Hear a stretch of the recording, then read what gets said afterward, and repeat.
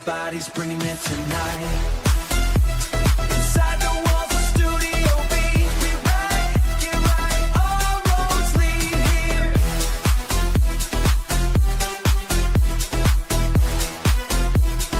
All roads lead. Studio B. All roads lead here. Jody, are we live? We are live. We are live. Ladies and gentlemen, welcome April Livecast, episode number 3. My co-host today, Mr. David Sousa. Oh, did you see that, dude? That was nice. Right, dude, did you just like wake up, man? I've been with Jody all afternoon, bro. The guy's like comatose. I bring him into the studio. He sits at the board, and all of a sudden, the guy's alive. That's it. Let the match. Yeah. Well, It's unless on. you live under a rock. Yeah. Collin Dias in the studio tonight. Bobby, thank you for having me. Come on, bro. Appreciate you being here. You know, listen, this isn't your first time. So this is like your second time here. So we're not even going to get into the formalities. I appreciate you coming in. You're a busy guy. There's a lot going on in the city, right? I mean, seriously, between everything you do in your personal life and then obviously your selfless work that you do with the school committee, that in itself has been quite the conversation. I ran into Kevin the other day. Yeah, he was so excited. I'm like, Kevin, how you doing? I haven't seen you in a minute. He's like, oh, I'm doing great. He goes, guess where I'm going? I said, where? He goes, Disney. I'm like, oh, good for you, man. I think you had a good time. Yeah, Good that's time. all. He was really excited about it. You don't see Kevin very excited very often. And he was very excited, which is awesome. Yeah, I like Kevin. He's a great guy. Hey, what are you doing? What's up? I've been busy, bro. A lot of work. A lot of work. You know, I Busy want to talk season. about something real quick. Look, sponsors of the show, Troy City Mortgage, David Pereira, give him a call, 508-207-5864. David, thank you for your sponsorship. Pinnacle Painting, right? Yep. I want to bring this up real quick, and Colin, we're going to get into some down and dirty stuff, but I want to talk about something. We were talking earlier, and I thought it was only fair, and this is a hard conversation to have, and I think that this is the perfect place to do it, because how do you get to people? And this is it. Ready? The statement is this. What are you willing to pay for good quality service, right? So we're sitting down today, and you're looking at me going, bro, I price out these jobs, and these people come back at me going, how much do you want to do the work? Yeah. And so, I mean, let's talk a little bit about that. I think the argument here is always the same. It's you get what you pay for, right? Yes, absolutely. So you're in the painting world. Yeah. Explain. So typically what ends up happening is that a lot of customers call me usually to fix other painters' work. And that's what I get a lot of. So when a customer calls me and it's first time, they never used anybody, so this is their first company they're speaking to. When I give a price, maybe because they don't hire people within my trade very often, so they're shocked with the price. What do you do? I'm a painter. Okay. I have my own painting business. Oh, nice.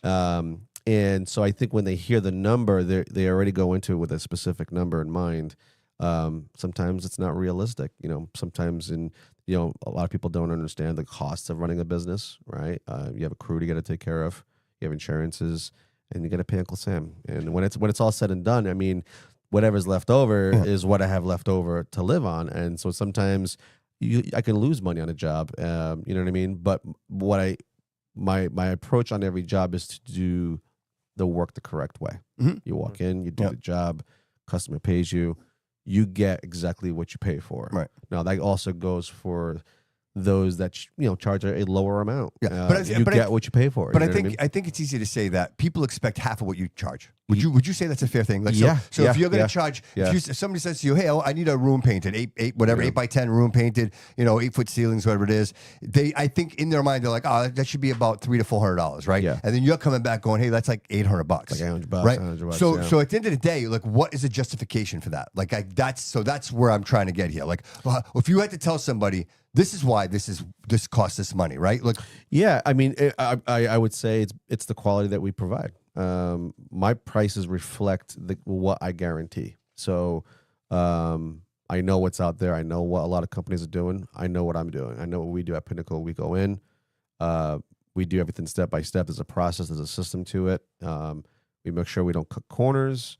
And, a lot of the things that people call me for is that, how clean a lot of the work is. Sometimes they might hire somebody. It's a little rough over here, a little rough over there, or, there's a little hole in the molding. And I didn't do it. It was already there. We didn't discuss it. But, you see a few of those, you patch it up. You clean it up a little bit. I don't know if they have these for painters, but I know like a few plumbers. I know there's like a national, state, and national code they have to follow. Do you have to do the? No. So in my space, you really don't need much other than capital, really. I mean, of course, you should have some years insurance, years in the business. So you have to know the business a little bit. You know, you have to. Dude, people don't even ask. You know, People don't even ask. Hey, do you have insurance? Yeah. Like. They don't. Right? They don't. Because you think I it's can't just painting. remember. It's just painting. You know what I mean? I can't remember. What's the danger? time. What's the danger? Next thing you know, you got a can of paint on your pool table. Very true. You know what I'm saying? Yeah. The last time. The last time, I mean, I can't even remember True the last story. time. True story. I can't remember the last time I even had somebody ask me for my insurance. We have it. We have a Of course. policy. We take care of ourselves. Obviously, if we were going to make a mistake, Yeah. you know, our biggest thing is cleanness, neatness, and you know, and if we do make an error, a customer has never paid for something or any errors that I've created. Right. We're upfront. We're honest. You know what I mean? We tell you, okay, this is what you're going to get for this. You know, this is what to expect. Yeah. It's hard when a customer says, "Oh, I just need paint in the walls, just a quick one." Right. It's hard for me. Right, I have a hard time with that because Like that's not if my I own some level of property work. and I'm like, hey, I need a couple of walls painted in this apartment. I want to rent it Yeah. out. I'm not looking for you to Picasso the room. I'm just looking for you to throw paint on the walls. But the problem, yeah, exactly. But the problem is, and maybe it is a problem for me, but it's a good problem, I think, is I'm a very particular type of person when I paint. I take pride in what I do. Certain procedures you have to Oh, follow. 100%. Like Right. my clean lines, I take pride in that. Like people hire me specifically for that reason. Yeah. You know, because it's how our work looks like when they're all said and done. The trim, I can't see if I see an error, I got to fix it. Even if it's something small and a lot of painters, but you know what? Yeah. They're never going to see that. I know it's there. Right. And that kills me because if I miss it purposely and then they pointed out somewhere down the road, they said, hey, you missed a spot and I knew about it.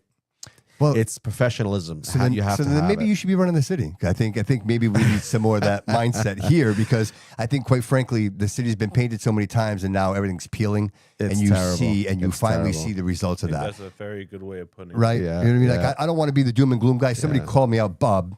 I think his name is Bob Barboza. Barboza? Have you seen him? He's commenting everywhere.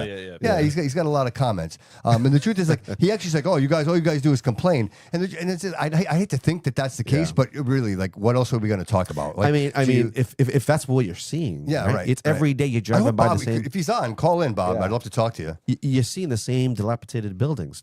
Just yesterday, my daughter was with me. We went by off Bay Street. There's a building, the old like flea market. Those buildings over there next to Dunkin' Donuts, Globe Street. Yeah. And I drove by, and it's a big building. It's just sitting there. It's fenced off, and it's falling apart. It looks like we're in I don't know, down. You know, I don't know. It looks like a war zone. Well, I think, it looks so bad. You know, I said it a few times, and I think I don't I think it understand. applies now. And that is the question is always this: is it bad enough yet?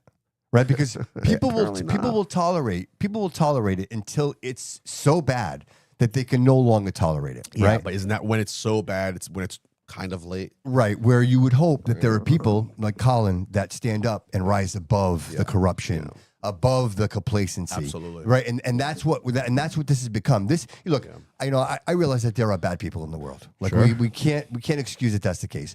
But I think a lot of what's happening around us is just complacency. I think everybody believes it's somebody else's responsibility and nobody's following through. You know what I mean? And I think we just keep promoting the same people over and over again. And not to bring it up, but the former police department is a perfect example of dysfunction. Ever since the last chief and the chief before him, it's always been this weird conflict of something happening and guns and bullets and knives. And this one said this. This is and, a Netflix series. And this one And stole warrants. You're right. And this one stole pictures off the wall. The city council, the mayor met together, and it's all set. I now. saw that. It's It's all all good, right? It's It's all all set. set. No issues anymore. Imagine that. That's And wild. And so, but the thing is, and again, Collin, that's a great point, and it really is the truth, and that's we continuously do this. Is we do not require the consequence. Like everybody's gonna be like, okay, well, the chief's not here anymore. Yeah. Never mind, nothing to see over here. Let's move on. We're not going to investigate. So at the end of the day, it looks really bad. You know what the optics are? Look, if you were to ask me, Bobby, at the end of the day, what do you think the city council's objective was? And I believe their objective was to remove Kelly Furtado, I agree. and they successfully did that. Yeah. However it was they did it, they manifested it and they made it happen. I think TJ is a great human being. He's been a lifelong forever resident. I believe the guy really has his heart in the right place. And I hope he's listening, and I extend an invitation to him to come on the show and have a conversation with me. I realize that he's in a very precarious position right now. You know, you have to earn the trust back from the people. You know what I mean? I think there's a lot to build there, and I think there isn't a better place to do it than here. So so I extend that invitation to him. But not to get too far, of course, Collin. Since the last time you were here, we just a couple of things have taken place. Sure. You know, obviously the most obvious is the recall, the recall on Mayor Coogan, and of course, more importantly, at this gesture right now is the fact of the Desi investigation, and I really want to touch on that a little bit because I think people are confused. Of course. Because you know what, I happened to be watching, and I saw the look on everybody's face when this guy got up there and started talking, and you guys are like, "What? Where are you from? Like, who is this guy? And are you actually doing an investigation?" And the truth is there was actually back. Was it in February? It was in February 17th. Is when he. Yeah, if you want me to jump in. Yeah, please. You mind? Yeah, of course. Yeah. I mean, so this Desi investigation. Get that mic a little closer to you. Of course. So this Desi investigation. At first, I think the word investigation is being used by the mayor, is being used by some individuals to kind of prop this up to be and make it into something bigger than what it is. Okay. So just for example, what Desi does is, and it's pretty commonplace across the Commonwealth, they do these inquiries, they do these reviews. They look at governance, they look at instruction, they look at a few different items. Superintendent, right? Was this directly related with the superintendent, do you think? I'll get into that. I just want to give a little bit of a backdrop of what, absolutely. what we're dealing with. So they do these investigations, and they recently did an inquiry. They're not called investigations; they're called inquiries. They're called reviews, district reviews, and they recently completed a district review of the Fall River Public Schools in 2024, 2025. We received a report in 2025. Was never presented before the prior administration, and this wasn't just specifically for the school committee and governance. This had to do with looking broadly throughout the district, and there was many concerning items within that review. Not the school committee, just with the district. And one thing in there was the district did not have a strategic plan. Okay, and the prior administration didn't want to act on making the strategic plan. They took a long time getting the ball rolling, and that's something the prior committee and this committee really took to the forefront. But getting back to this inquiry, they completed the inquiry, and now this is 2025. We received the report spring of 2025. We don't act on it. We don't review the findings and what we're doing to improve and across the district. We have an election November 2025, and now we're in 2026. And the school committee voted to implement the clause in the former superintendent's contract, and 5 members of the school committee were for it at that time. It was around the time that you mentioned, and February. Yes, it was I believe it was the February 12th meeting. It wasn't February 17th. It was our February meeting. We implemented. Yeah, it was around. I think it was around. Yeah. And the school committee has the right to hire, fire a superintendent. That is our most important duty as a school committee. And school committee wanted to move in a new direction. Mm-hmm. I supported it. And what happens next is on February 17th, Paul Coogan, mayor of the city, files a complaint with Desi. Keep in mind, we don't see this. We don't know what's in this complaint. Comes to turn out, and I'll email this to you. I have a copy of it. I had to get it through a public records request through the city to get it from the mayor. It was never provided forthright to the school committee. He asked Desi at the time to put some sort of block on the school committee from taking action on the former superintendent. And he asked for an investigation. Mentioned. I wasn't even mentioning it. You mentioned certain members of the school committee. You mentioned Miss Riley, who is extremely competent and extremely she's someone that just does the right thing, just from my few months of working with her on the school committee. And you mentioned Mr. Aguiar as well. And when you read this complaint, it looked like a child asking for help. asking for that he's dragging his feet. He doesn't want change to happen. And so he tried using every single lever that he could to stop it. The Desi didn't do anything with that. What they did do was open up a follow-up review inquiry looking into specifically governance, the relationship between the school committee and the superintendent. I believe this is what this is focused on. That in itself is common. It's what Desi does. However, what is uncommon is the fact that they acted on the mayor's complaint, which really focused around the fact that he just didn't agree with the vote, and he in my opinion, defamed certain members of the committee, saying that there was ulterior motives when there wasn't. And if you listen to Desi, there's a board. So you have the commissioner, Pedro Martinez, who himself was fired without cause from Chicago. You have Desi commissioner Pedro Martinez, who agrees to open this. In either the March or their March meeting, their Desi meeting, their board of directors grilled the commissioner, grilled that commissioner, asking, why are you opening this up on the school committee? We have to make sure they're a democratically elected body. We need to make sure we're staying in our lane. So now we're taking away resources. So Desi's doing this inquiry, and we're taking away time from IT, time from our administrators who should be working on student achievement, making sure our test scores are higher, and helping students, because Paul Coogan didn't get his way, and Paul Coogan wants to obstruct the school committee. I apologize. I know I sound very blunt, but that's just the way. I appreciate it. Colin, can I just real quick? I don't want to cut you off or anything, but did you present this to the mayor beforehand? Like, did he know what your concerns were about the superintendent? Was he aware of it? It's not just my concerns. Okay.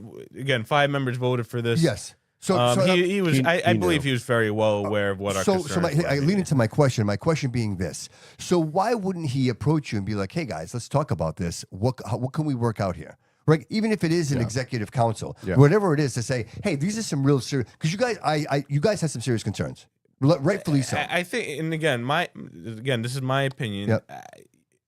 The public should not. This mayor, Paul Coogan, does not want to work hand in hand, offer olive branches. He wants it his way or the highway. There was no attempt by him to try and work this out. And in fact, I believe this committee and members of this committee and in the past have really had patience. I'll speak for myself. I had no intention of going into the year of switching superintendents. I wanted to see if it's going to work out first. Unfortunately it didn't. No. And again, we have to make decisions, and we have to have a collaborative relationship, and we made decisions we believe were in the best interest of the district. I stand behind it. Yeah, and I got to be honest with you. There was some stuff that was very off-putting to me. Like one specifically was having children show up and read letters. Like it seemed like it was like this whole show. It was like I got to be honest with you. These kids have no idea. Like these kids are doing their thing. It's almost like pawns, and you're using these children, you're bringing them in, and to me that was very off-putting. And then to see the conflict on stage, and again, and this is no hate to anybody, but it just looks bad. The optics are bad because again, I'm home, right? I'm a constituent, and I'm watching, going, hey. What are we talking about today? How are we making this better for the kids? And it seems like it's this real serious conflict. Like it's gotten to the point where no one, it's him and then you guys. Yeah, like it seems like he has a beef with you guys. It's almost like there's almost a dislike. Listen, I think. I mean, that's from the outside looking in. I understand why you would say that. Yeah. You'd have to ask him what his thoughts are, but he has made no effort to. He's taking it personal of some sort. Well, I mean, I invite him if he wants to come on the show and talk about it and express his half. It's from the optics, bro. And if I can, just on the school committee part, as a member of the school committee, what we are going to be doing to try and improve.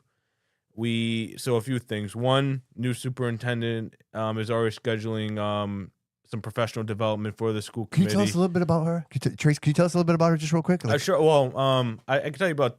I've only interacted with the interim deputy. Yep. The interim superintendent actually starts, I believe, officially Friday. okay. But the interim deputy, I think she has been very communicative. Every time I ever had a question or concern, it's she's either called me or picked up the phone or has emailed back, and I think it's already so much better than That's where it was. But again, yeah. it's early. We I Yes, don't want to right. Put the paint, cart I don't before the want horse, to paint yeah. a picture Sure. of what the next 6 months to Sure. a year is going to Yes. look like. But it is it's nice to hear that you were already on the right start, right? Like right. It's not that we're just continuing to perpetuate the same dysfunction, that we're actually bringing new people in and we're trying new things. Is that fair? Yeah, because I she's think not that's from around very here. fair. She was from Bridgewater, I believe, right? I think that's that's I where should she have pulled was. it. I didn't think to pull it up. That's But okay. yeah, I think was I think it was Bridgewater. But I'm excited for that. I'm excited that there's actually something happening. You know what I mean? So okay. So continue. I'm sorry. Sure. So where was I leaving off? Where would you? So we actually got to the point now where you guys are communicating. Oh yes. Sorry. So I just want to tell you some of the steps we are taking exactly. to try and improve the governance factors. So policy side is so we have a policy where we are supposed to self-review ourselves every single year, and then we can take that critiques and change there. Miss Riley, so when we discussed this in policy, Miss school committee member Riley, she recently just held an evaluation subcommittee, and we're putting together a form to self-evaluate ourselves, and so there's one. And I think that's really important. Yeah, self-reflection is very important. Self-reflection is very important. 100%. Yeah. And secondly, the new superintendent, not the intern, the new superintendent is scheduling retreats where we can work on professional development and try and build back relationships. Excellent. But I think there are some steps. There's an effort there, and where there's some things within policies that policy subcommittee, which I chair, that we're addressing to keep the meetings more efficient. With that being said, this school committee versus the prior school committee has done 10 times better with decorum. Has done 10 times as a whole. Has done 10 times better with decorum, and the relationship building has been much better. It's only, but we can only do so much because we are charter bound with the mayor as chairman, the position of mayor as chairman, and we can't control who runs our meetings. There needs to be professional development for all members, training for all members yearly. That's what we're trying to work on, including the chair of the school committee. If you watch the meetings and you have the chair of the school committee who either interject, you're supposed to, as the chair, be neutral. You're supposed to run the meetings efficiently, smoothly. And if you watch any meeting, you just don't have that. Well, he starts off the meeting by telling you what he's not going to do, and that's very off-putting to me. Right? We're not going to read. We're not going to. And that's how he starts. You had. That's bad. That's bad. He had at a point. He refused. He disenfranchised 10 individuals who wanted to give their opinion under policy, who submitted input under policy. They are supposed to be read, and he just took it upon himself to do what he wants. And at that point, what do you do? Yeah. We are out of options here. Right. So I know we're gonna talk about that in the future. Absolutely. But again, But that leads up to it, though, man. Exactly. Right? Because who's in charge of it? What's who his appoints position? it? He's the chair. So who appoints him the chair? Does he what I'm appoint saying. himself the chair? He is charter bound the chair, and he takes that, and our attorney, they interpret that he is king, that he can just do whatever he wants. They want to interpret that. Who puts him? He is charter bound. By charter bound. It's charter. It's written. The chair of the school committee. School committee. I believe there's state law behind that as well. Yeah.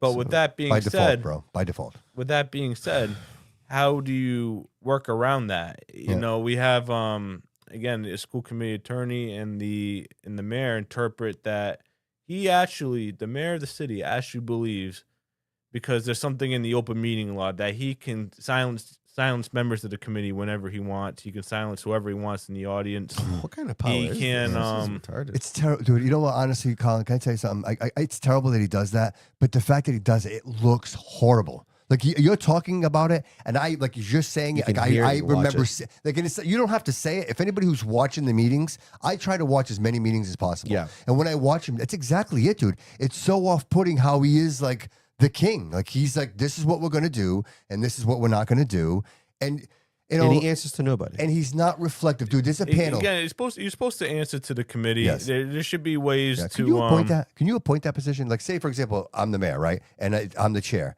Can I be like, hey, David, I want you. I'm appointing you the chair of the school committee. Can you? Is that a? I don't believe he can delegate that authority. We do delegate a vice chairman. Okay. Who is Kevin Aguiar? Yeah, Kevin Aguiar. Yeah. So thankfully there's more of a counterbalance now. Sure. So the vice chair is elected by the committee to represent us and to represent the committee's best interests. Mm-hmm. So there's a little bit more of a counterbalance. I think Kevin does a fantastic job. I believe so as Yeah, well. he's yes. great. He's great. But the other guy still seems to have a little bit too much power, though. This is really, so there is no balance. There's some balance, I think, right? But Yes. not a complete It's balance. so off balance, dude. He never looks to the left. That's insane. To Every me. time he's at that table, he never looks to the left. Who gives him this Yeah, power? I don't know. I think that's.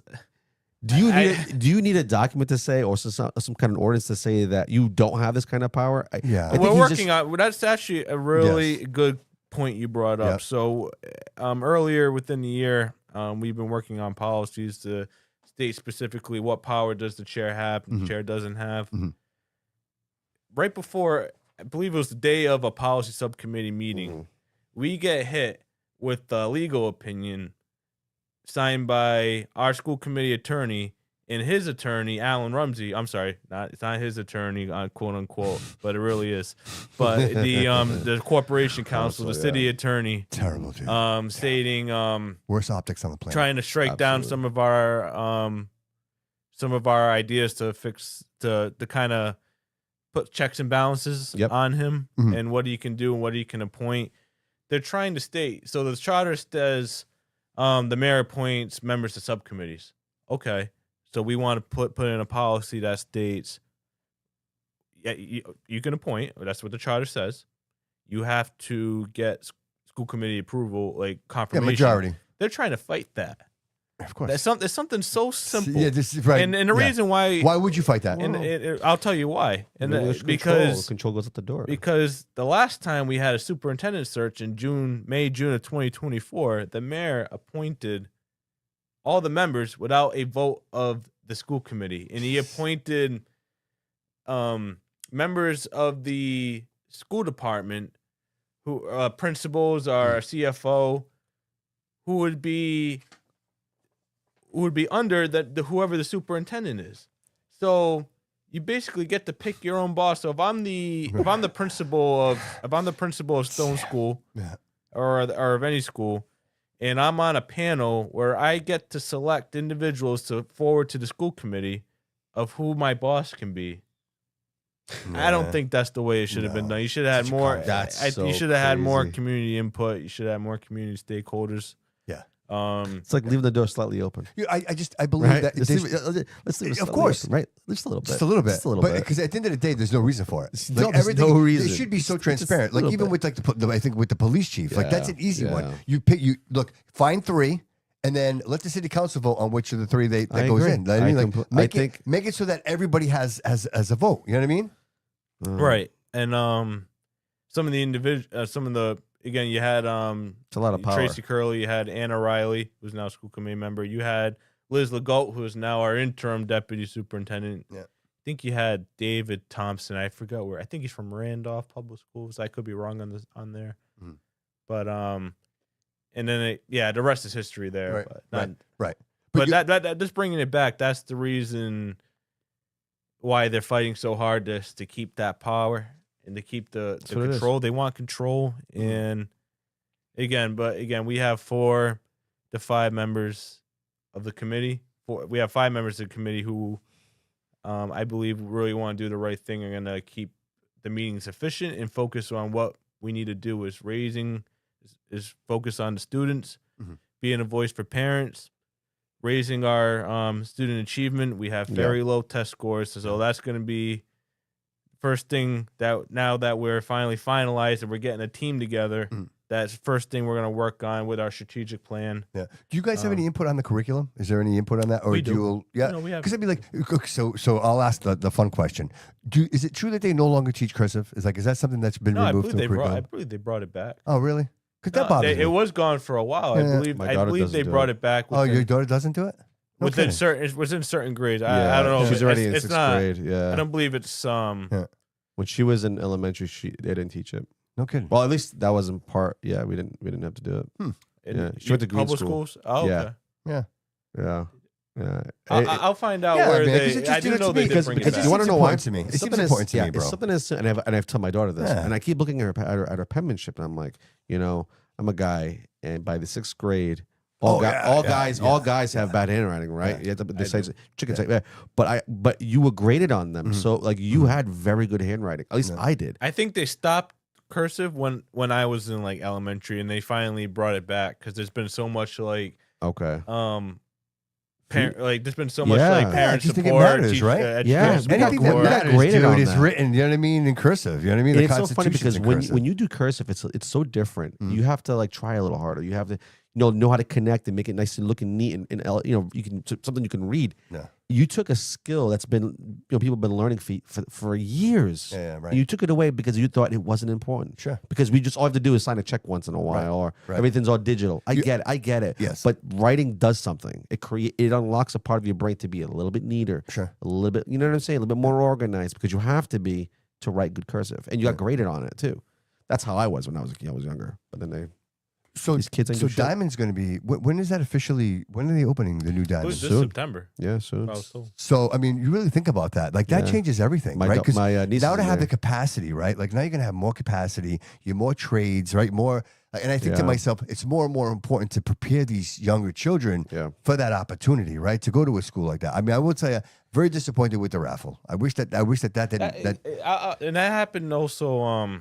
Well, I agree. I And agree. nothing I against agree, but anybody. that- Like that congratulations wasn't if you won, Diamond's- but that was a Diamond's decision. That was more Healy's decision. yeah, Make right. a Yeah, because it state was all decision. the schools. Yeah, which is and it just bums me out because there are a lot of kids that really really want to do that with their lives, and again, if somebody's Yeah. into I content don't like a raffle. creation, then Yeah. why would you send them to a trade school? You know what what? I believe I don't want to interrupt, Yeah, of but course, I am, yeah, I'm please. very because I've looked into this a lot.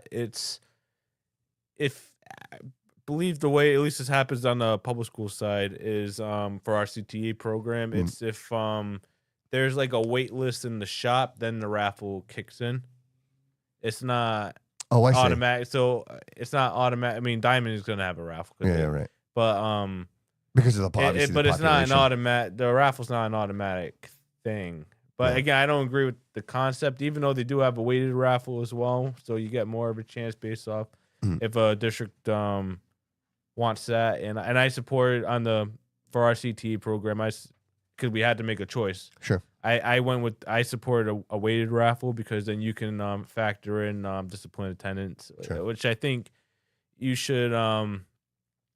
It should be included in Yeah, I having think a so say. too, And man. I think so too. I think You Is know that, what? is that already in effect? The You raffle's shouldn't already in waste effect? anybody's time. Maybe it is. Don't waste anybody's time, right? Because you're taking an opportunity from someone at the critical time in their life.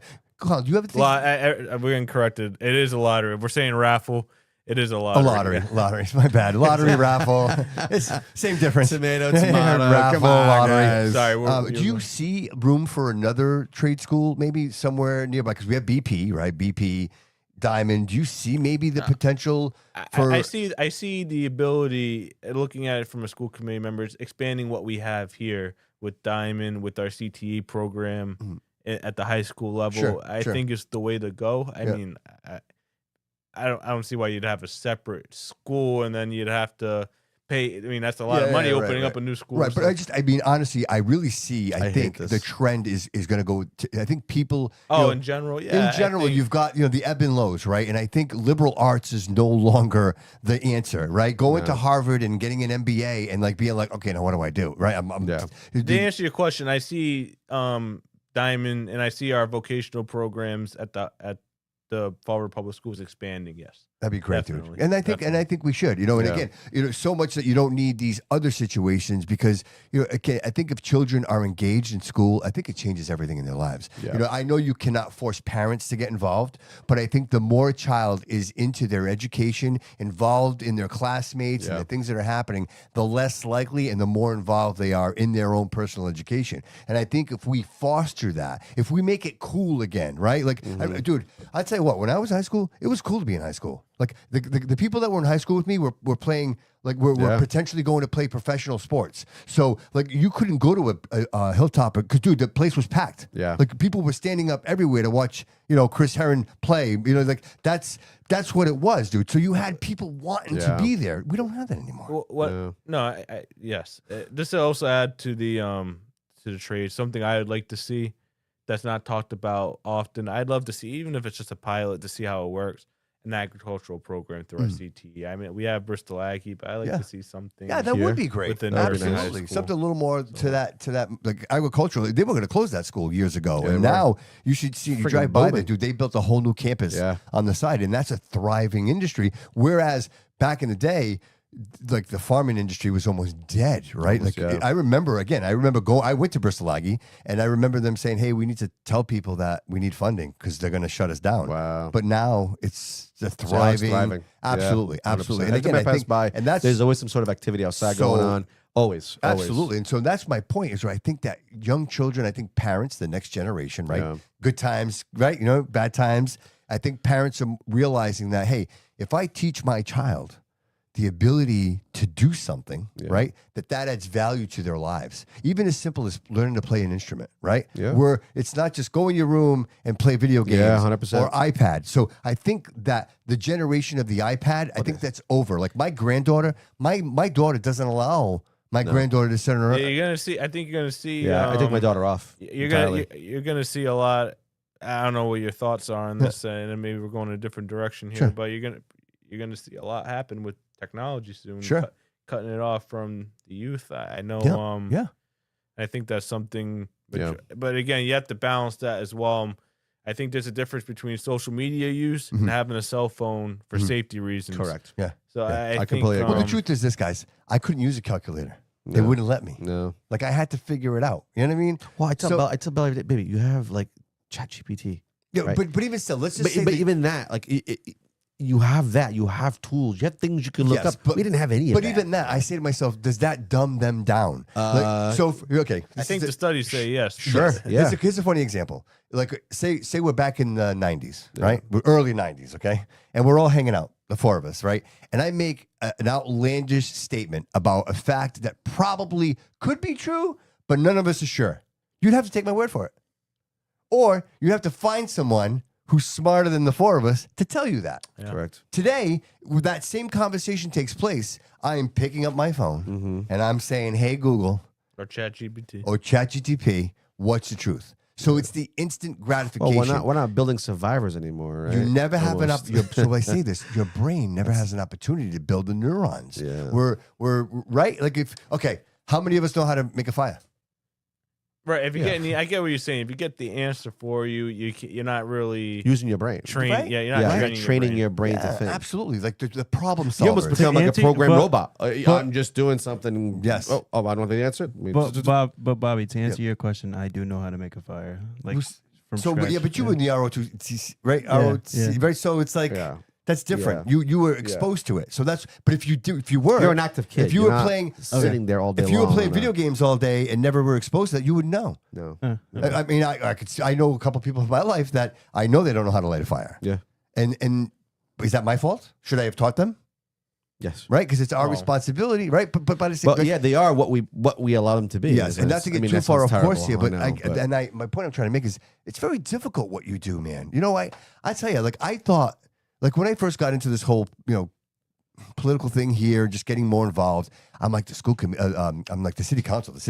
But dude, I realize the school committee, man. You guys are the ones that are like it's dire with you guys. Like it's critical. What you guys are responsible for, the reimbursements, the amount of money, the budgets. It's the school committee. The city council, nothing to take. I'm not taking anything away from them, but I'm saying the level of responsibility and the amount of money. You guys, It's every I believe the city council, Yeah. like in general, has a enormous amount. absolutely. of- But I'm saying it's different. You guys, it is different. I mean, it's monumental what you guys do, and I didn't realize it until I started paying attention. And the reason I'm mentioning this is I want people to pay attention. Yeah. I think people should look.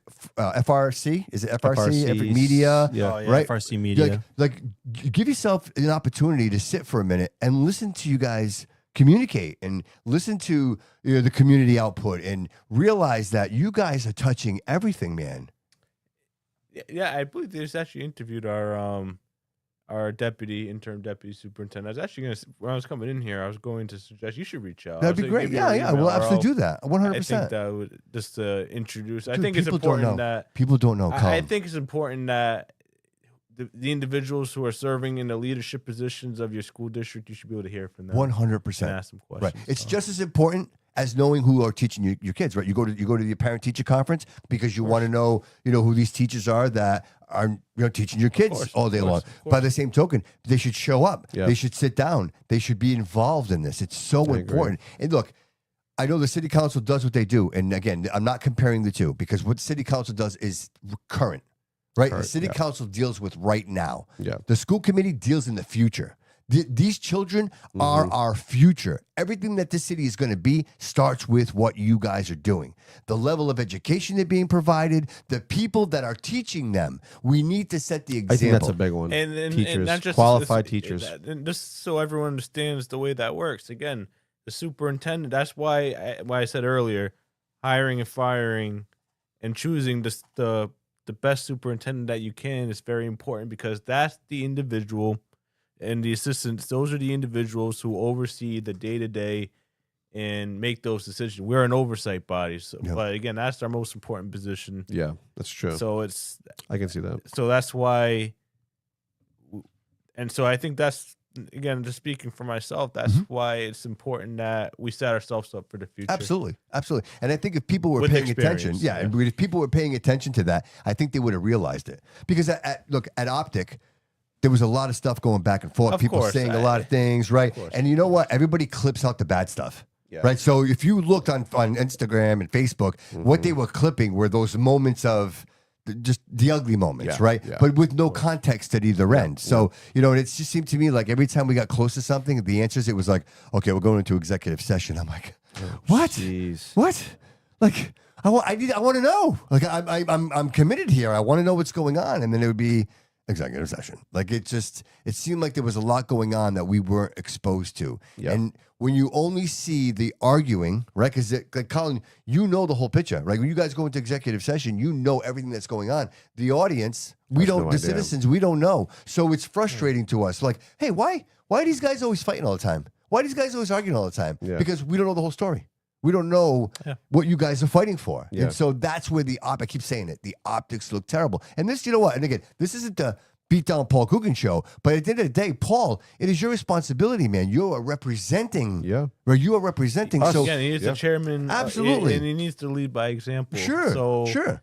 And again, I think the committee wants to bring the temperature down. Amen. Speaking for Yes. myself, but Yep. but what are we gonna do if we're getting hit with either a complaint or we're Yeah. getting hit with whatever, or it's just like a side comment or just like a gotcha. Mhm. I know we talked about gotcha before Yeah, the show again, but we're hit with gotcha, and the stuff behind the scenes as well. Not allowing things on the agenda. Mhm. Just for example, not even inviting the vice chair of the committee to our agenda setting meeting, to the agenda setting meeting. That just took place. Mhm. There's little things like that Yeah. where there's either lack of leadership or just a lack of willing to do the right thing.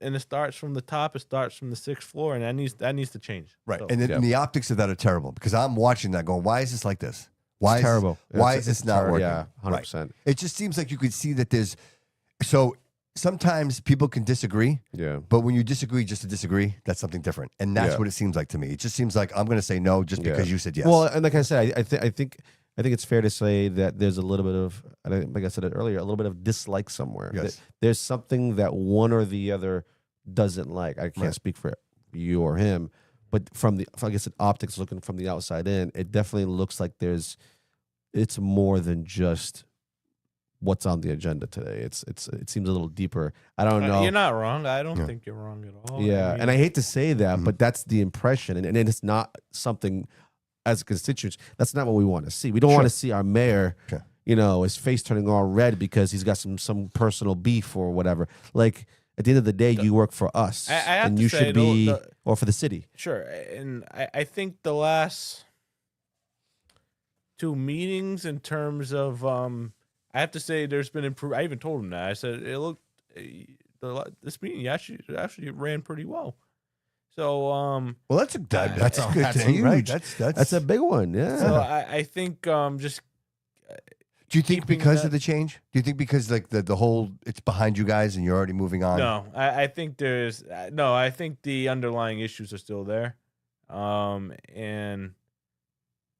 Yeah, no, I think the underlying issues are there. I think because there's eyes watching. That's why. If you're asking me, but gotcha. I mean, I think I don't know what's gonna happen. Who knows if he's gonna even be the mayor in a couple months? Right. I don't know.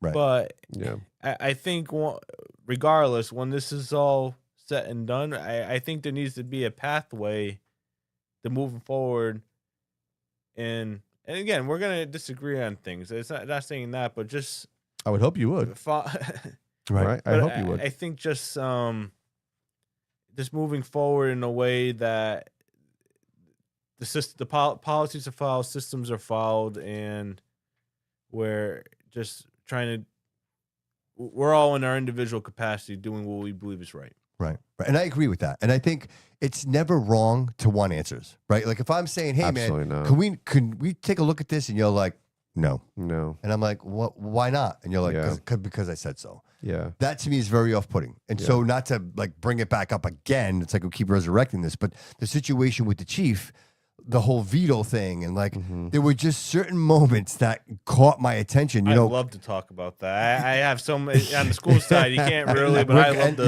Yes, and we're going, and we are going there, right? Going And there. this is where we're headed. Because to me, again, I know a couple people reached out to me like, "Hey, look, the recall with Couto. Yeah. What do you think?" And and to me, I was kind of like just standoffish because I say to myself, "Look, I would rather find the next guy, like who, or the next lady, like who will be the next mayor of the city? Who is that person, right? Because I would love to find them right now, and I want to prop them up, and I want to be like, hey, you're the next mayor. I want to support you. I want to give you all the fuel you I need think you've been doing that to make this happen. You know what I mean? So, but at the end of the day, certain things happen to me, and I'm like, wow, did he just do that? Did he just say that? and that's the point. And again. I think that's just a glimpse of if we're going to deal with this for 2 years. Wow, it's going to cause much turmoil in the city that I don't think the city needs. The city needs to prepare for the future, prepare long term. Either I'm undecided on this, but if we go through a city manager or if we just clean out government. Clean out and just go in a way that he's right. You have to clean it out. Yeah, clean it out. You need to clean it out. And again, I'm not saying you have to systematically clean out everyone, but but there's positions. Yes, there are elements that have to be. Yeah, that have to be. Yes. But we have to prepare for that at some point. But again, the thing with versus a recall election versus a special election versus just a normal city election with a recall, the focus is on the anti-establishment. Where you can run a candidate that can implement change from day one. If we go through the process again, the mayor said it's his last term running. That's the case. It was okay. What if you get a Mark Costa? I don't know if you know who that is, or a Cal Fiola. Yeah, but they're gonna be very similar to Paul Coogan in terms of policy, but it's a fresh face. So you might see. You're just gonna recycle over and over and over again. You see higher turnout with the special election versus a normal election. And again, looking at what has taken place just in the last few months, it's been so. You much. have again. I know it was a rare snowstorm, but it was grossly mishandled. The mayor went on and said it was handled perfectly. Yeah. Come on. Yeah. Come on, buddy. You have again. You have the again. That we was just, it right there, bro. You we missed it, just Jody. discussed- Yeah, you missed the mo. Yeah. You missed it, Jody. We just discussed. Almost. Again, we just discussed this, but again, you have a mayor who is trying to obstruct the school committee. Yep. From trying to move the district forward. That's so wild. You have a mayor who was dragging his feet to open up an independent investigation. Then all of a sudden, the city council, and I respect the city council president very much. But again, I think he dropped the ball here. I think they gave in too much, and like you said before, this wasn't about the systems. It was about Kelly Furtado. Why wouldn't you see it through? And my issue with this, so I have two. I have two issues with 100%. this.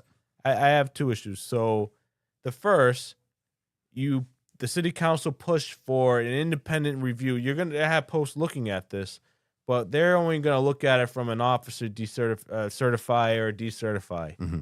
And if you want to look at changing the systems there, and I respect the acting police chief. I think he wants to do the right thing. I agree. I don't see anything there. However, it's important that you have someone from the outside with a fresh set of eyes to look at the situation. Yeah. And this happens a lot.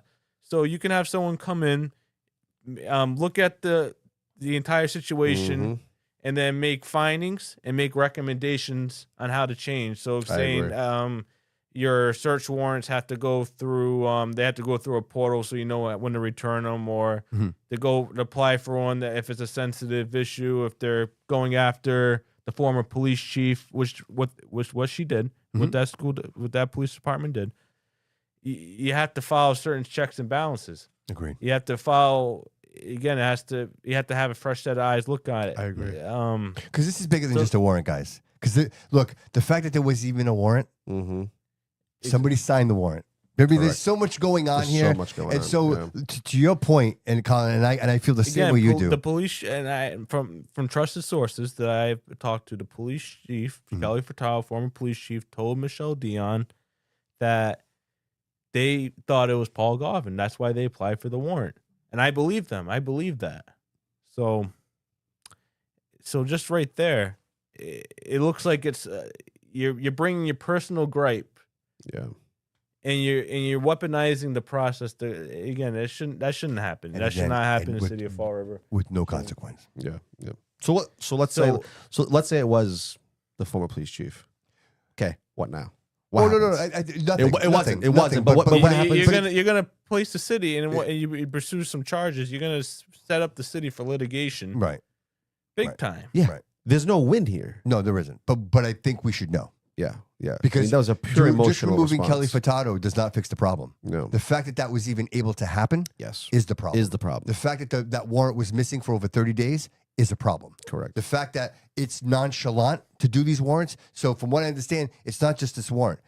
So, and again, and I don't want to sound like I'm sticking up for the police department. I'm not. I'm just speaking facts. And the facts is they don't look.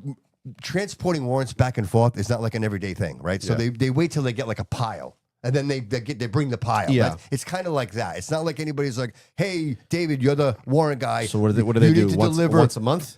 That's the problem. So it could be. It could be, and it's not that somebody's doing that That doesn't maliciously. sound very efficient, though. But to them, it's just it's a process. You see what I'm saying? But that needs to be fixed. Yes, and I agreed. Just like the safes on the desks, like people have their own safes. Yeah.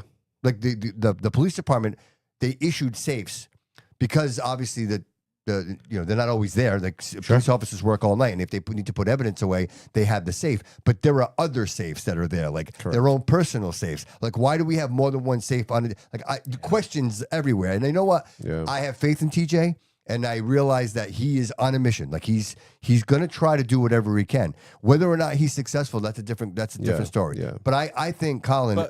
But going back, so the city council had that, from what they said in public meetings, they had that same exact viewpoint. There should be an independent inquiry just for that reason, just to see how you can improve the systems. Because the post is limited in scope. They're not going to give you findings and recommendations Right. and how to improve your policies. Right.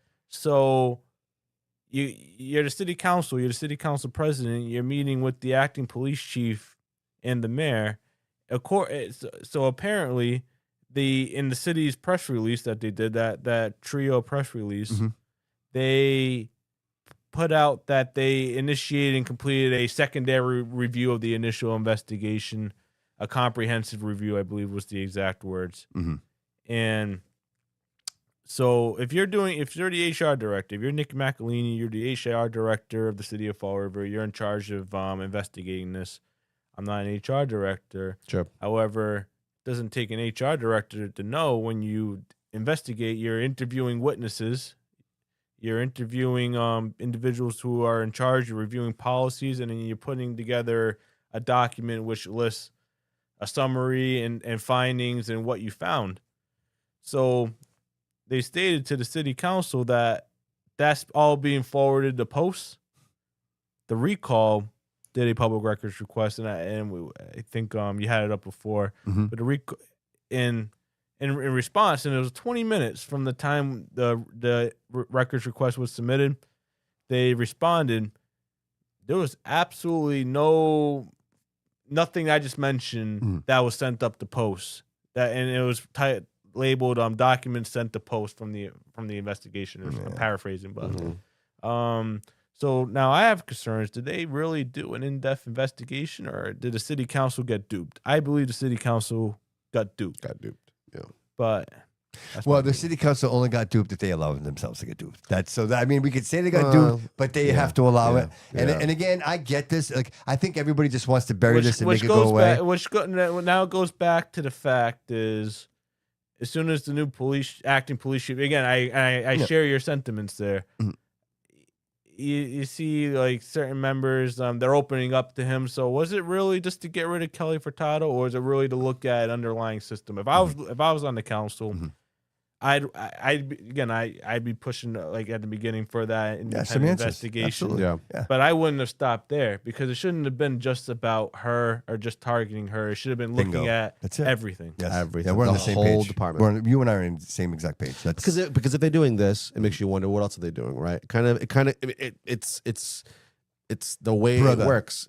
one word. Transparency. Yeah.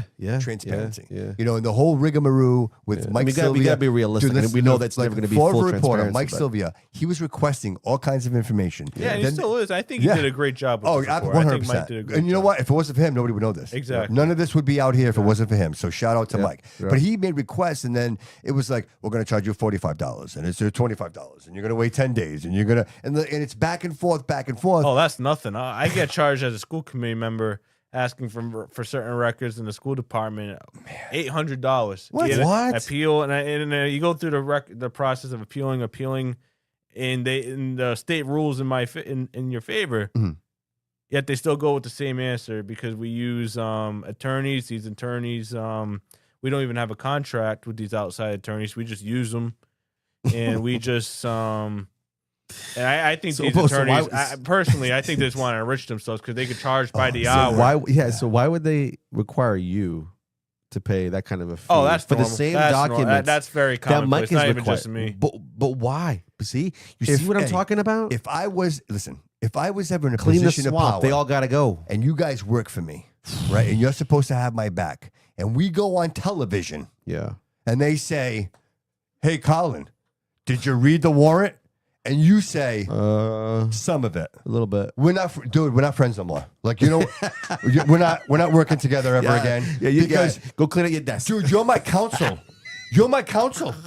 Like, I'm in front of I'm on the news. I'm on the news. Like, I got to answer to this, and then they ask you, and you're like, I read some of it. I didn't read all of it. It's crazy. Sounds like some shit I would say. I'm saying, dude, And again, but that's an issue with leadership. We have no. Yes. And I don't want. I know I'm No, coming on here and I'm I bashing. know, bro. I'm bashing, I know. But it just goes to the point we have zero leadership Yes. on the sixth floor right it's now. so frustrating, It's bro. so terrible. It is to see this. You know what I mean? You're like, well, maybe. Yeah. Well, maybe. Yeah. And it's not. But I will say, it is a great sense of like reward when you realize that some things can change. Because I didn't think you guys were going to get as far as you've already gotten. I think it happened quick. I think They realized that you couldn't push this any further, Yeah, right? you guys moved You had quickly on that accusations thing. of abuse. There was just like everything that was happening Yeah. was too much. Too much. It was just too much. Yeah, And I think anybody in their right mind would have been like, "Hey, listen, I'm just going to step down, guys. I care about the city and I care about these children, Yeah. so I'm going to do the right thing and I'm just going to step Even down." if it, to be honest with you, yeah, even if it was something that was all false, right? Let's say Yeah. it was all false, right? We don't know, but let's say it was all false, But it right? wasn't. But it wasn't. It wasn't. I mean, just if, like you said, if you cared, Yeah.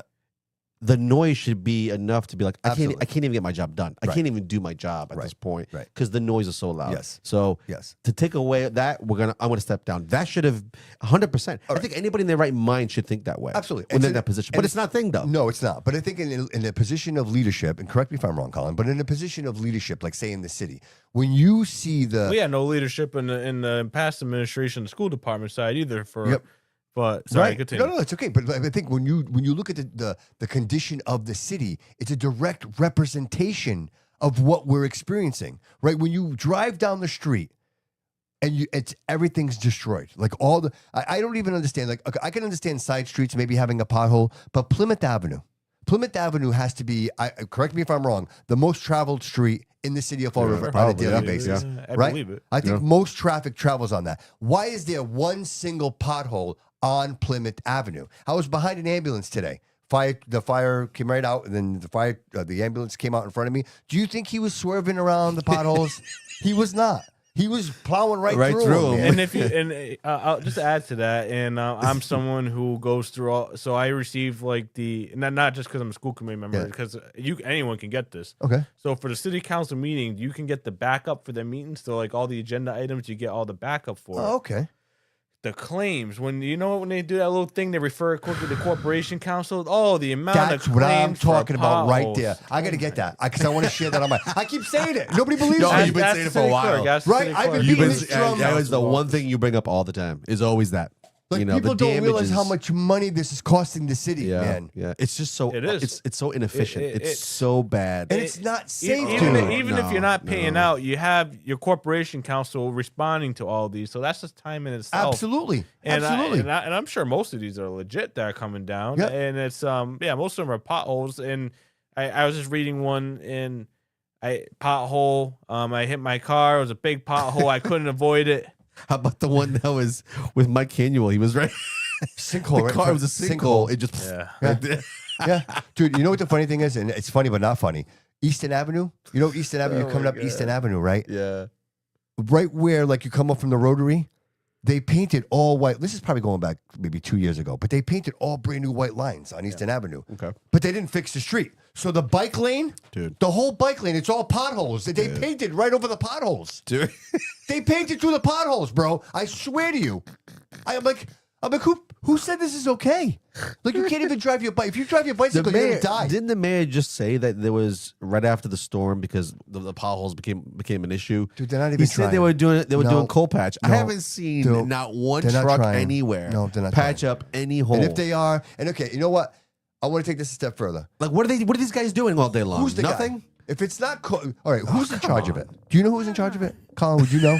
Like, I want to know the guy. Who's the guy who, like, Paul Coogan calls and says, "Hey, Yeah, man, bring it up, dude. I want you to go do Good potholes." question. Who is that guy? I'm assuming Because- it's someone with the DC. The DCM. DCM, right? Somebody DCM? I could be wrong. I don't No, I'm know. guessing. Like, who does it? Who's in charge of the Who's DCM? in charge of that? All right, I'm sure the guys. It's very active, so someone's gonna say something. Somebody, please. Yeah, If we have a if name, you're listening, because right, I like to the call head him, of the and I want to DCM, ask him. I please, want to if ask you know him. who it is. Because I got to be honest with you, dude. How many people work for DCM?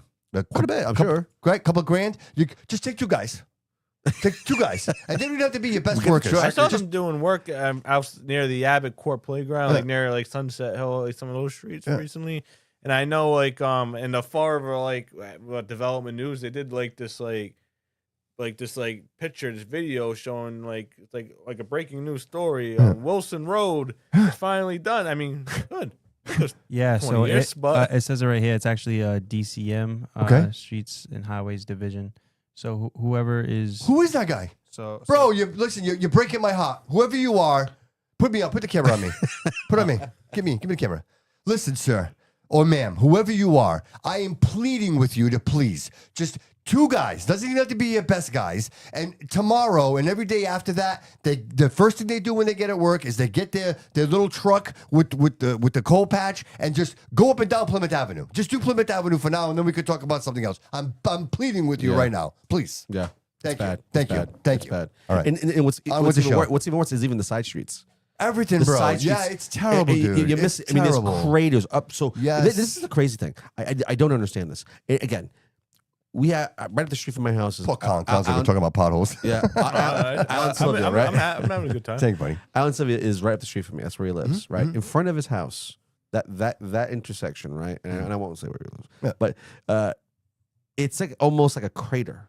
Like about 5 or 6 craters, and he's seeing this every day. Now I don't know the power that he has. Yeah, I'm sure he has enough power to drop a line and say, "Hey, Mayor, you might want to like clean up the streets here." I mean, these potholes are bad, and you see no effort. You see no effort from anybody Dude, in and the position. and that's where he to lives. say- And that's where he so- lives. So right. So his name is Al Oliveira. Al Oliveira, please. Al Oliveira. Oh yeah, please. hey, operation. from There one we greenhorn to another greenhorn. I plead with you, brother. Please. I don't know what they pay Please. you, but you got to do something, man. This is vergogna. This is vergogna on an epic level. We have to. We're better than this. We have to start there. And you know the thing? If we're gonna build another, listen, Tony Cadiro, Tony.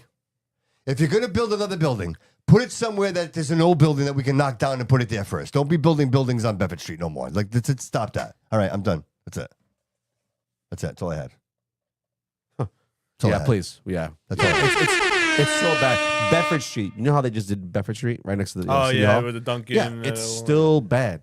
It's still Because they you know didn't why? They didn't finish like They where didn't fish any of the manholes, No. so you hit manhole. Yeah, it's and dude, they it's- didn't finish where like a road Yes, connects to another comes road. up. Yeah, Yeah, it's yeah, just every day. yeah. And every time Where I it goes go to over, High Street you right know what I hear there. in my van? I hear clunks. Yes. Every single It gets time. worse every day. It gets worse. It gets worse every day. I'm Now telling you. imagine And I just replaced them. And ambulances, I'm already hearing clunks again. fire trucks, police Yeah. cars, you name it. Every DCM Everything. vehicle, every single one of them. And you think these guys drive around these companies? You know what I'm saying? Like they're not. no. They're not. They're They're making not. about $30 an hour just driving around. What you need to look into is and again, you have the DCM, but we privately contract. I would encourage everyone listening right now, because I just did this myself just because I'm curious. Go ask for every warrant from the city for the last few years. Warrant mean that it's a different thing. Like, so every month the school department does it in the city. They sign off on warrants. That's all the expenditures. Okay. So see who they're contracting with. See if they're following 30B bid law. See if they're picking the lowest bidder. See if they're picking their friend, someone they might know who does it for a while. We have issues on the school department side with 30B. That You know how you fix I all know. this? You find good people. That's how you fix and this. I think on the school side I think the new administration is looking into That's what that. I'm saying. Like you find good people, dude. You don't have to worry about this shit. Yeah. When good people do good things, dude, they're not trying to nickel and dime I agree. everything and and that's take everything away. and that's exactly on the school side. It's when we hire, you just hire because you hire a superintendent who Yep. can do Yeah. who Good can do people, it. man. Yeah. Good people that want this. They want to be a part of this. All right, we good? Yes. Anything else? All right, Colin.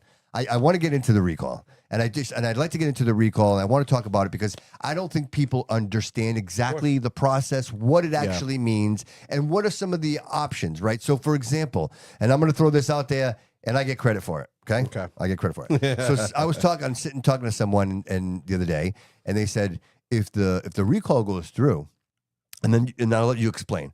I just want to. I'm going to tease this. When you go to vote for the recall, you have to write in a name. So you write that you want to recall the person, correct?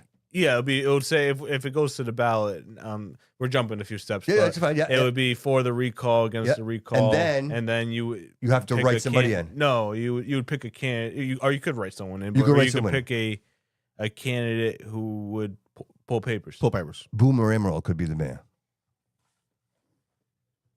Or me. Or anyone, or but yeah. I mean, yeah, he was only 200 votes. Boomer shy. Emerald could be the mayor, and people be like, "Oh, well, he's running for Senate." It doesn't matter.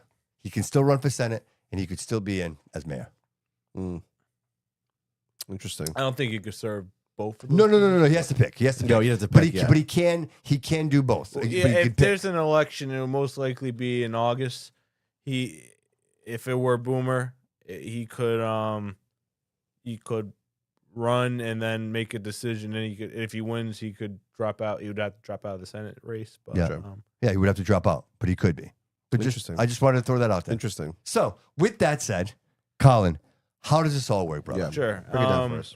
So you have to get an affidavit, which has to be notarized. You have to have at least 10 signatures on there, notarized. So then that's not easy. You have to get everyone in a room, get the notary, and have them sign. And when we had it, there was pictures on social media. We had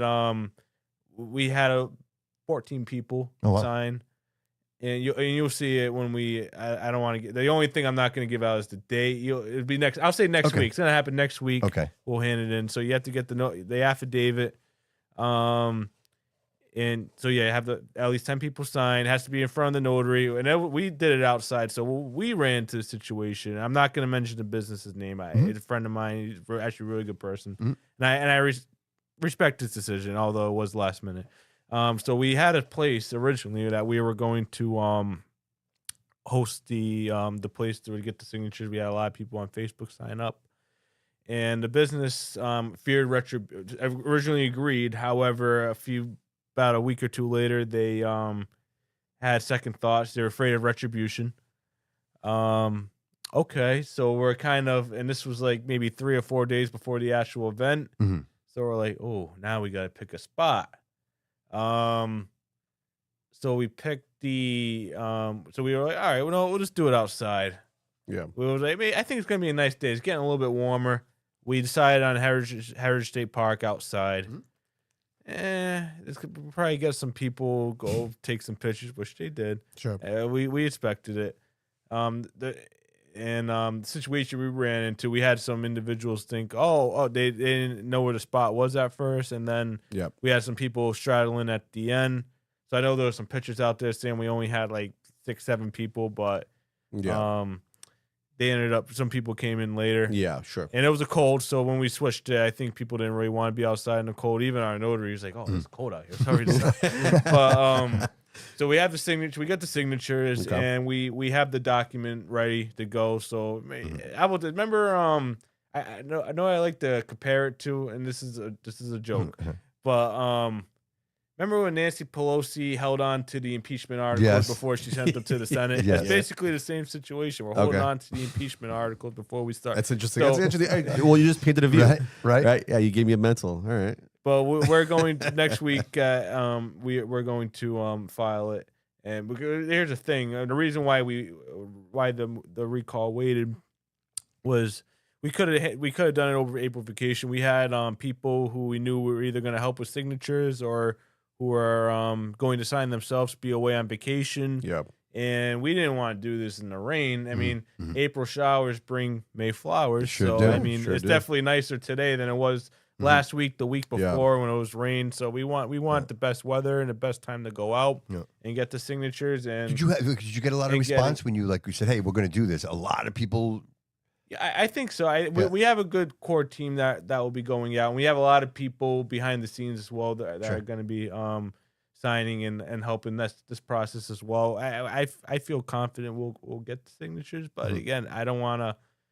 Anything can happen. We might not. Of course. But so anyway, so going back to the process, you file the affidavit. And when that you file that affidavit with the city clerk, the clock starts immediately.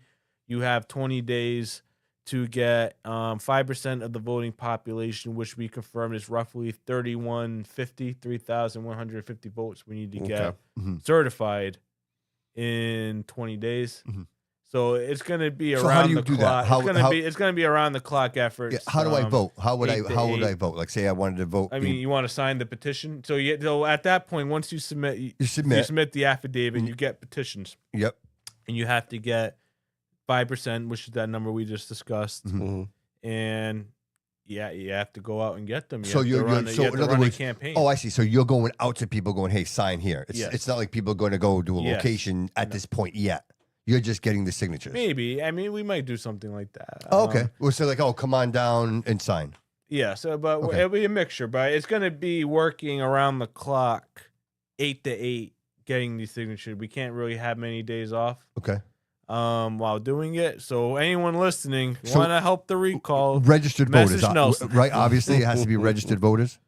It has to be registered voters within the city of Fall River. Okay, so if you're not registered to vote and you want to be, we'll have papers. There we go. Okay. We'll have papers, but again, you should be registered to vote. I think it's almost automatic now. Yeah.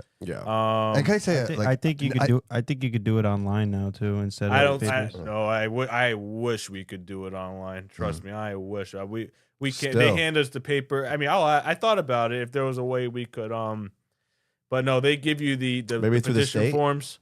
I swear, I registered to vote I think online. I'm sorry. I thought we were talking about for the getting the signatures. petition. No, you can't Oh. register to vote online. Yeah, I was Sorry about to that. say I signed up to register to vote online. Me too. So, yeah. I registered to vote when I was 16. Someone's got your ID, I bro. pre-registered, and then as soon as I turned 18, I was registered. Registered all the time. But- And you know what? I just want to say your CFO, Nelson, I respect him very much. Man, he's a smart He's guy. our chair. Yeah. Yeah, I appreciate Yeah, him. that's I talk to him often, and he's got a different way of thinking. He's an out of the box kind of guy. He is. Nelson Yeah. does a really good And job. he He's has doing he has a really overhead view of the city. He really does. He is, and he's working very hard on this. He's Shout out work- Nelson. Yeah, shout out to Nelson. I know he's listening. He said he would. I wish he wanted to be here today. Well, as he can call yeah. in if he wants to call in. I think he's working, but Oh, all right. he should. Or if he has a break, you can call in You can Nelson. call But in. he's been working very hard, putting things together behind the scenes, Mhm. and I think we're going to be ready to go on the day we announce. We file the paper, Nice. and And so you get just the 31. Yeah, so you get the signatures, and what happens after that, though? if we are fortunate to get the certified amount of signatures, Mhm. the mayor will have 5 days to resign. And then at that point, if he resigns, there's no recall. If he doesn't resign, there's a few things that could happen. So just hear Okay, me well, out I didn't for a know this. second. I didn't know See, this. So I didn't- there- I didn't- I didn't everything- know the 5 I didn't know days. this. So he has 5 days. If he doesn't resign, he has a few options. And I don't know if I want, but actually I'll go. So I'll say it this way. So he can either run. There'll be, or if he doesn't resign, there'll be a recall election scheduled. There'll be for or against, or there will be and then there'll be an area for you to vote for a successor. Paul Coogan has the option to run as his own successor in a recall, or he has the that works. option. And it's a very it's not the best process. I agree. The process needs to be changed, but he has that option to run or not to run. And so let's just go through the scenario. I like to go through the scenarios just so the public has an understanding, because you hear a lot, oh, people are going to split the votes. People are going to split the votes. We need to realize Paul Coogan promised the city that he was not going to run. This was his last time running. I would see that if he were to run, that'd be a violation. That'd be breaking his own promise to the voters that he wouldn't run again. Yeah, it's a big. So point. I've heard, and this is rumor mill, I've heard that he would he's not going to run if there is one, and I heard that from, I would say, reasonably good sources within city government. If it does happen, so at that point, if that happens, you're not going to deal with the situation where you're going to split the votes, because it's different. You don't have, it's winner takes all. Right. It's a plurality. So I know I saw Jared mention now there might be split votes. So yeah, just going through if he does decide to run on the bottom part of the ballot, there's I don't think it's going to be, you're going to run into a situation where you're going to split votes again. And here's the reason why. It's for the first recall, you had a lot of, I would say, credible candidates, like non-perennial candidates who were on that ballot. The mayor was recalled and removed. It was my uncle. Going into, and it was cool. I would say it was on that second part. The recall part was big, but the second part was, it was a lot more narrow.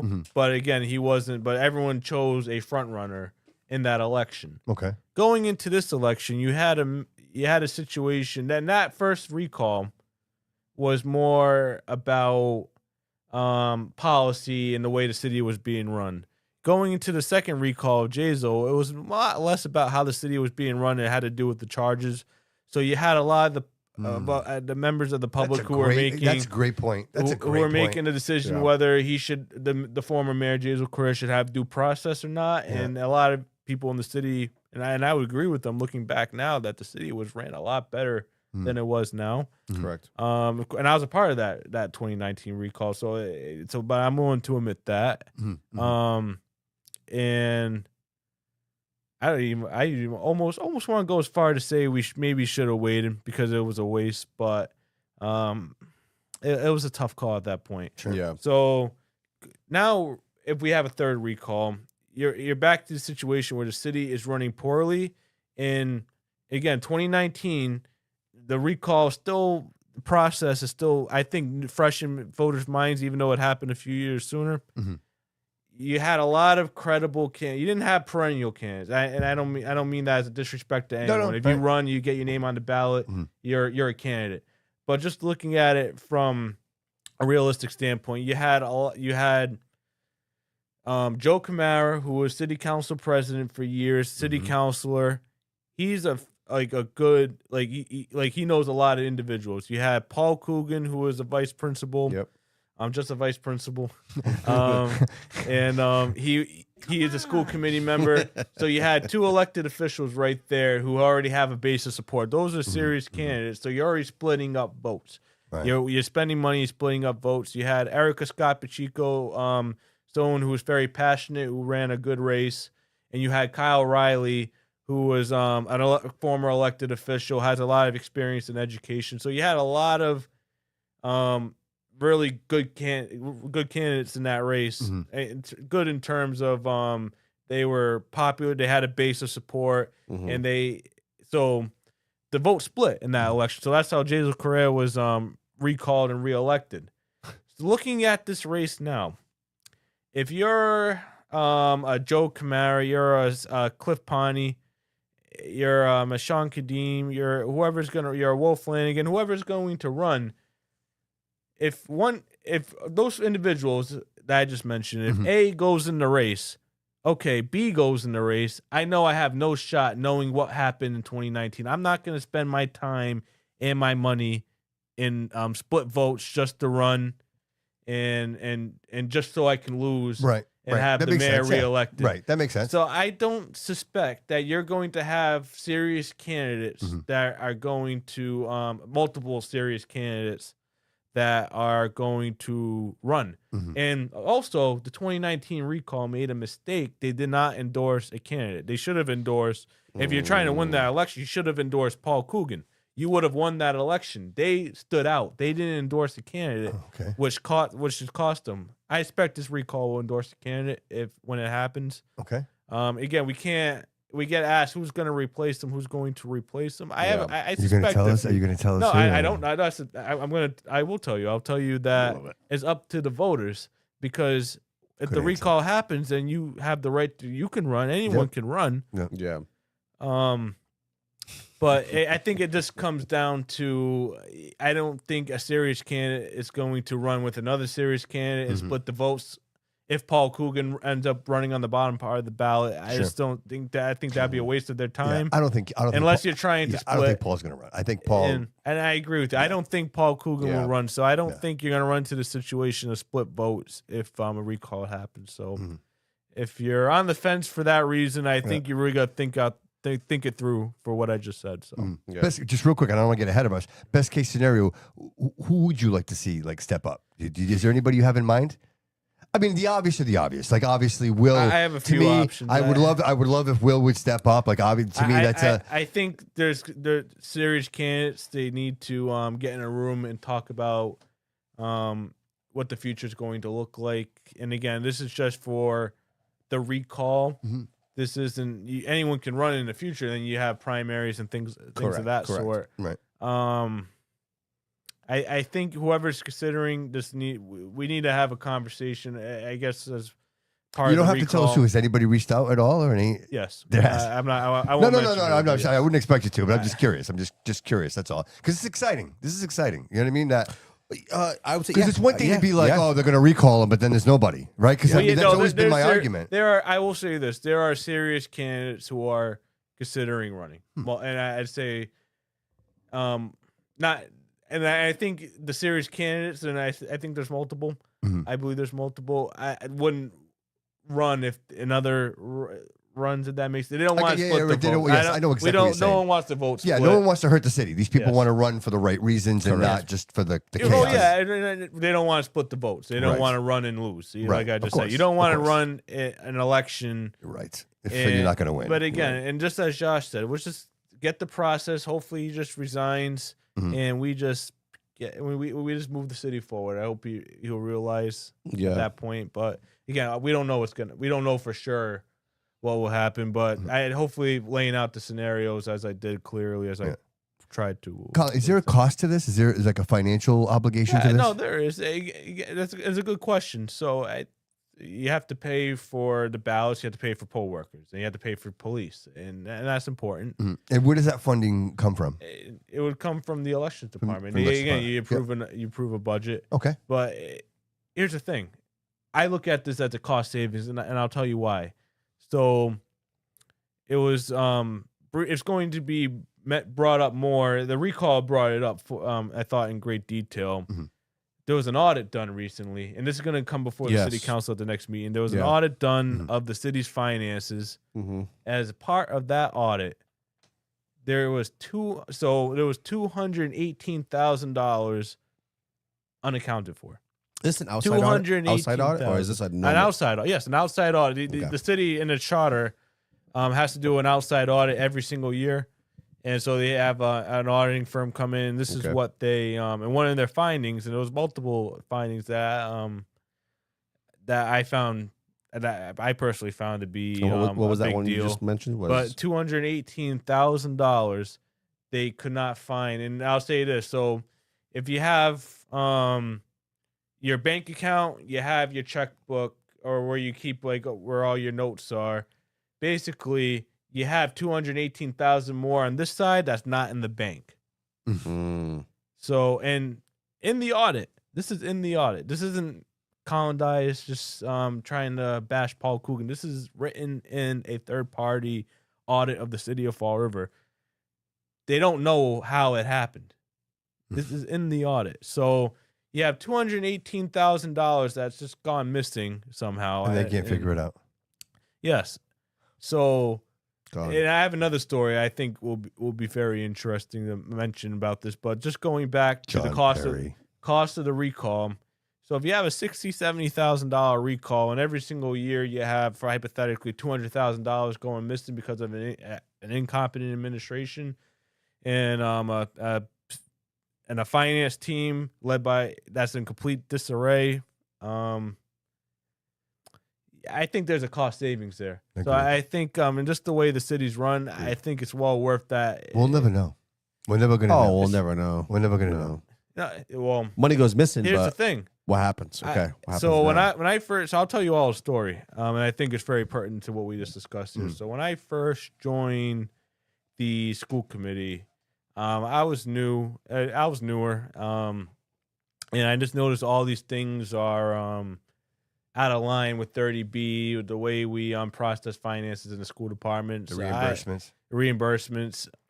there was an underground garage that's currently being investigated still, an illegal garage where you had an individual just fixing cars as a side business using school department property. Dude, somebody give me hate for saying that too, by the way. People don't want to know. People don't want to know the truth. So, where was I going with- Oh yeah, so I was interviewed by the Fall River Reporter and about something and about school department related, and I said I think it's about something about the budget, and I said as a part of that there was waste and fraud in the district. I said I believe there is waste and fraud in the district because I still believe that to this day. There's things that we can do to be better.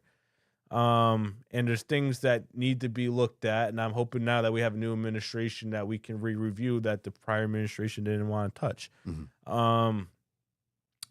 That garage being one of them, which I believe it is. But so that started a saga, so I didn't expect anything from that. So now we go back to, okay, you want an administration in the city that works with you. The next day, I get an email from Paul Coogan like an official letterhead email from the chief of staff, who's now the city administrator, saying that he wants dates, he wants all these things, different things, and he wants to go forward. It should be investigated by the police. Okay, I'm like, and I forgot when it was. I had like the day off that day, and I'm waking up and I was like groggy, and I'm looking at this like, what am I reading here? What am I reading? Exactly, what am I reading here? And so, and then all of a sudden, magically, he calls me like right as I'm waking up. He's calling me as well. I'm like, that's so wild. I got your email. And he's like asking me, did you get my email? And I'm like, yeah, I'll respond later. I got your email. Then, like, this is like going now, maybe like an hour or two later. I have some guy in jeans and a black shirt showing up at my house, knocking on my door. My parents are like, what the heck's going on? And it's like some constable. He's hand serving me that same letter. He's hand serving me the same letter. This is like this is a big thing in back like in this was January 2025. Yeah. What? I'm like, what? I already have the letter. Why are you using law? We didn't know if it was like law enforcement or See, who. this is the shit. And it was law. It This was a is the shit. constable. This is Yes. this is some CNC shit. This is the shit. Yeah, this is the shit. So he's hand serving me, hand served me the same letter. I'm like, all right, this is ridiculous. That's And what. then, Yeah. but then I call him and I'm like, then I finally call. I talked to the CFO. I'm trying to, who was that you sent to my house? Or not CFO, the city is chief of whatever, chief of staff. And I'm like, who are you sending? Ann O'Neill, I'm like, right? Ann O'Neill? I'm like, I want She loves and me. I asked her, I was like, who did the mayor send to my house? Because we're trying to figure it out. If it was like a former police officer or if it was a constable. Yeah. And I talked to him, and he ends up taking the phone, and then he's saying, and then we had a, Give me the phone. and then he's saying, I'll send 2 detectives to your house right now if you want. I thought it was just For an what? inappropriate For conversation what? because I For what? said fraud, and he's trying to say because I said the word fraud, I'm an elected official who needs to bring that forward. It was already brought forward, and you didn't want to do anything about it, Mr. Mayor. And then he didn't accept. And I told him overreach. That is like And if he were here wild right to me. now, he would say, it wasn't about. It wasn't because I told him I was mainly concerned about that garage, and he's gonna say, "Oh, I had nothing to do with the garage," and he's gonna pick my words and say, "Well, you said current fraud. This is something that happened a while ago." And I said, "Listen, man, okay, I should have been clear." But isn't that semantics, Colin? That's semantics. semantics. At the end of the day, the end of the day, somebody is using right the property from purposes other than what it was designed and intended. Correct. So whatever else comes from that is semantics. You know what I mean? Like, let's get to the bottom of it. If somebody's running a personal garage, the liability is enormous, dude. Oh, yeah. If someone slips and falls, Of course, dude. you're looking at Bro. 6-figure, 7-figure lawsuit. Colin, It's not that. all This day dude, long, hey, all this day dude long. fixes a lady's Nissan Maxima. She's driving down the road. The wheel falls off. She drives off a bridge with 6 kids in the car, right? Who do you think's liable for that? the city. The city. The city. That's misfunction, bro. And then again to harp like on those mafia words. This tactics, has happened man. to me before in the past, where people wild. harp on certain Sure. words. So the reason I'm bringing up that story now is because we talk about this 218,000. Listen, it's not like it was like things happen. Like sometimes like your Well, you get the numbers. Perry report, dude, $2 million. Like, there's a lot going on. But Oh, a little but bit you have there, that- a lot over there. It Yeah, all adds up. but here's the thing. But you don't know. But my concern is they don't know how it happened, so they couldn't go back. Oh, it was an accountant error. Here it is. Blah blah blah. Good point. They don't Good know point. how it happened. Yes, it's like it's So gone. Like you it's can't. gone entirely. So what I'm trying to say is, when there's that much at stake here, you can't rule out fraud for sure. So I would say Can we that look and should see be who paid off the house investigated. that year? Can we look and see who paid off the house that year? criminally Yeah. investigated. Yeah. Well, I think if you look a little bit deeper, you might just find something And that's like what that. It's not out of if the you're using possibility. and if you're using the mayor's logic that you use with me, this should be investigated. I'll send you the letter if you. Yeah, absolutely, dude. I'm absolutely interested in that. Absolutely, That's 100%. wild. That's a wild because thing. again, it's the semantics. It's the look. Let's get to the point here. Like he could have easily said, Colin, can you come into my office? Can we sit down? Can we discuss this and figure out what exactly your concerns are? And I thought at that point we were actually on much better terms that we could have had that. So I wish he did that. He doesn't like you, bro. He could I'm have sorry. called me, He but doesn't he like made you. this big thing with this big letter. He doesn't like. No, he doesn't like. I you. personally think That's what I wanted to say. It was an election year. We're starting an election year, so I think it was just to try and get me to look foolish and get me not elected, and he failed. But He treats you like a child. That's what it is. I was about to say, you know what I think it is. And to me, that makes me nuts. That makes me absolutely crazy. It's like he's the forever principal. You know what I mean? He's the forever principal. Yeah. And it bothers me when people like bully like that, when they have that bully element. He's just a vice principal. And this is kind of like what's happening. This is kind of like a situation that I can kind of connect to on like the music scene and whatnot. Yeah. So like the older heads are kind of being like gatekeepers towards like the younger people who like for example, Paul's being an asshole towards Collin because Collin was that kid in high school when he was the principal. Maybe. You feel me? I wasn't my vice principal, but I get what you're you get what I'm saying. saying. Yeah, But it's you get what I'm possible. saying? Yeah, it's possible. You know, I mean, like I he think just what ends sees up you as a happening kid. is- He just sees you as a kid. He's an elected official. Yes. Yes. He's an elected official and deserves that respect. I agree. No, That's absolutely. the bottom I line. I think you know what I mean? Period. Coogan is just. Period. I think it's an ego thing, right? Clearly, it's a stop your feet thing. You know, you called me out. I don't like you. I'm gonna.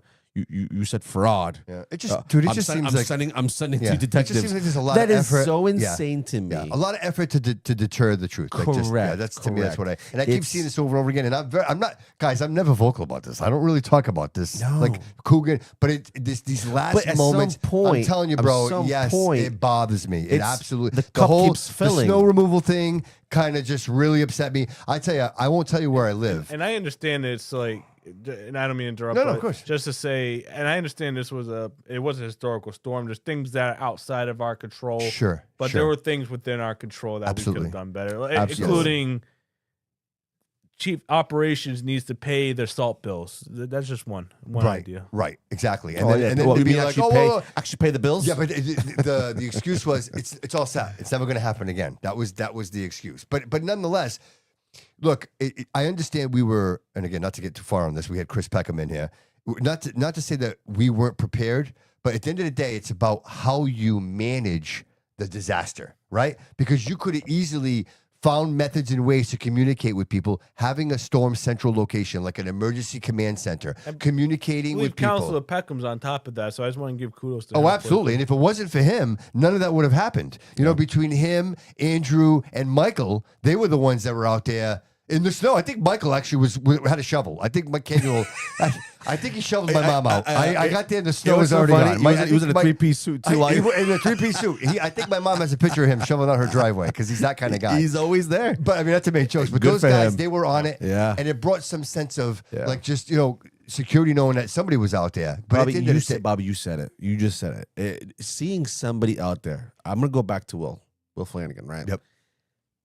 Jazel, you saw mayors that were active in the community. When you saw them, it wasn't just them driving by in their car, right? Hazel Correa I thought, did a good job with the snow. I thought Will Flanagan, when I was young, did good with the snow. He was out there. He with saw the, everyone. And I get it. I don't expect to see the mayor out there with the a snowblower. That's not what I'm saying. What I'm saying is, when you see a leader and you see something as bad as it was here, that's a bad storm. I mean, we didn't know how long it was going to take before that snow even disappeared. He was in his house. Yeah, He he was in his house. A leader shows up, right? When you see like things happen that are a big deal, big things that are going to affect our lives, we see a mayor that shows up. They're there in the rubble, right? They're there to lead the fight, to say, "Hey, listen, guys, relax. We got this. We're going to take care of this." To reassure everybody that we're good. We didn't see that. We didn't see any of that. No. We saw a complete panic, and the panic was they disappeared. oh, the lack thereof. Or the lack thereof. Yeah, it just was non-existent. Right. Like we forgot that we were even in a city. Like, yeah. Do we even have a leader? We have no idea what the hell is going on here. And that's what it felt like for the first time. We have no plan. Yes, and we were very had no fortunate plan. that there were no real emergencies like my goodness. fires, right? Because if you have Kudos to the city, the people actually shoveling shit out. yeah, absolutely, Right? absolutely. If it And wasn't- everybody. I It was thought everybody. our public safety Yes. from police, Yes. fire, EMS, all- like they all- boots on the ground. Absolutely. And like Absolutely. just seeing them like dig out holes on like 8 feet of snow. Yes. Troopers, I thought troopers. was remarkable. Yeah. But Yep. again, all that's all noble. Yeah. But at the end of the day, that shouldn't have been necessary. No, Right? no, You no. prepare for these things. There were other cities that are very comparable to Fall River, including New Bedford, and they didn't struggle the way that we struggled. You know what I mean? I know But people. is it an income thing? Maybe No, the, no, no, maybe no, the no, city it's just not. doesn't make as No, much no, money as I we can thought, tell you exactly right? what it was. What is it? No, it was the insurance. Okay. What happened Yeah. was there was Is that what that was? there was an insurance binder that required you to get an additional amount of money on each piece of vehicle that you had in the city. So most Oh, so people the lack. Okay, we so have if lack I of- have a dude, if I am Bobby Landscaping, right? If I have these trucks, if I can go plow in, I don't know, Westport, Somerset, Swansea, and I don't need to put an additional $6,000. I think I don't quote me, but I think it was like $6,000 per vehicle for like say a pickup truck Yeah. with a plow. Yeah. If I have to carry that extra burden, why would I come here to do that when I can go somewhere else and probably make more money and not have to? So that's what happened, dude. It was the pieces of equipment, and the problem is nobody sat there and said, "Hey." We usually have 200 pieces of equipment, and we only have 70, or I think it was 80. I want to be very clear. I think it was like 80 pieces of equipment, Yeah. where we usually have 200. Like Yeah. nobody realized that at some Yeah. point this is not going to work, and that's what happened. What was the fee? Wasn't there a fee that the drivers had to put the plowers had to pay? The insurance. That's Yeah, it but, was it- a but, sure- but I what was think the they- amount? What was the amount? $6,000. It was like $6,000 per like plow truck. If you had like a dump and that truck, was more. And that was it's more. more money. Yeah. Right. It's the liability. It's Yeah. so and then they lifted it. Yeah. They're like, oh, we don't have it anymore. Well, dude, I'm Yeah, not but gonna. now it's too yeah, but late. I already committed to Westport. Yeah, I already yeah. committed to Taunton. 100%. Like, I'm not gonna leave these people now just because Again, it goes to show you not prepared. preparation. Yes, They preparation. didn't think of it. Yes. I, But it is that almost a Paul on a Coogan thing? different. I think Yes. it's a Paul Coogan thing in his administration. Listen, leadership comes from the top, right? So if you can't, Dude, step one. run a team, Yes, step right? one. Step one. Find the Find the leaders. people. Yes. and then learn how to dictate Yes. them. Learn how to put them in the right positions That's to one. do the That's job. one of the biggest issues I have with this administration. You just hit the nail on the head right there. Is they keep people that shouldn't. That shouldn't be there. And I think it's more of like a And they keep personal promoting them. loyalty They keep thing. promoting them. They Or keep promote- promoting them. They and double here's down. the Schools thing. are a mess. And one in this audit I just mentioned, they also highlighted and they mentioned the word theft and fraud specifically here, was there's a higher risk because of the constant turnover. So you had a CFO, interim CFO, who went back down, who came back up. You had a city auditor position that was unfilled for a while. You had I think there was one or two more where there was constant turnover, and they stated specifically the constant turnover in those financial services lead to issues. It Oh, leads of course. to Yeah, a 'cause risk. nobody can keep up, right? Because you Here's the never. thing, you have and you have a city administrator position Mhm. that went unfilled for the longest time, and I don't even know. It's just- Yeah, I know where you're going. with you that. have And so many. it's- Oh, yes. DCM. Okay, Yeah, here's the thing. yes. We're talking about plowing and Yeah, things yeah, like that. You had yeah. a DCM Potholes. position that it finally has an interim in there. That was unfilled right up until the storm. It just Yeah, seems I there's can a go lot down of the there's a line. lot of positions that are unfilled Hey. even from the school all the way to city hall. Like there's departments that don't have heads.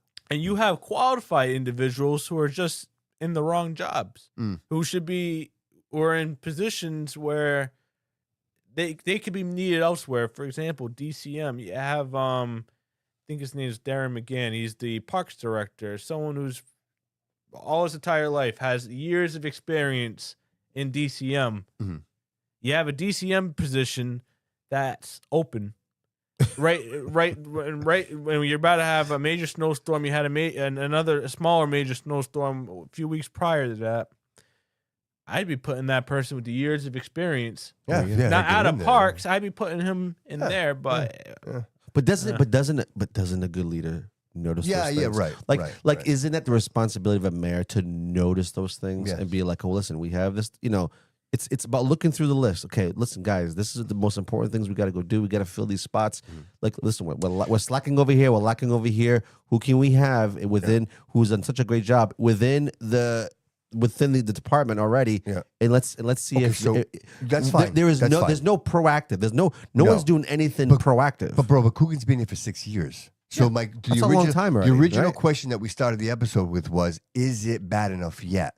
And I think that It's that's bad. where It's at. bad. That's where I think it's bad. I think the it's answer bad to enough, that and we is- need, knows. and as Yes. a city, we need to make a change. Yeah, and I Yes. think the city understands Mid-cycle. this. Yeah, Colin, I gotta say something. I think the lawsuits that we have pending on us right now are completely unacceptable and could have been completely avoided. Absolutely. You know what I mean? I Absolutely. think, and that to me is, it's very unfortunate when accidents happen.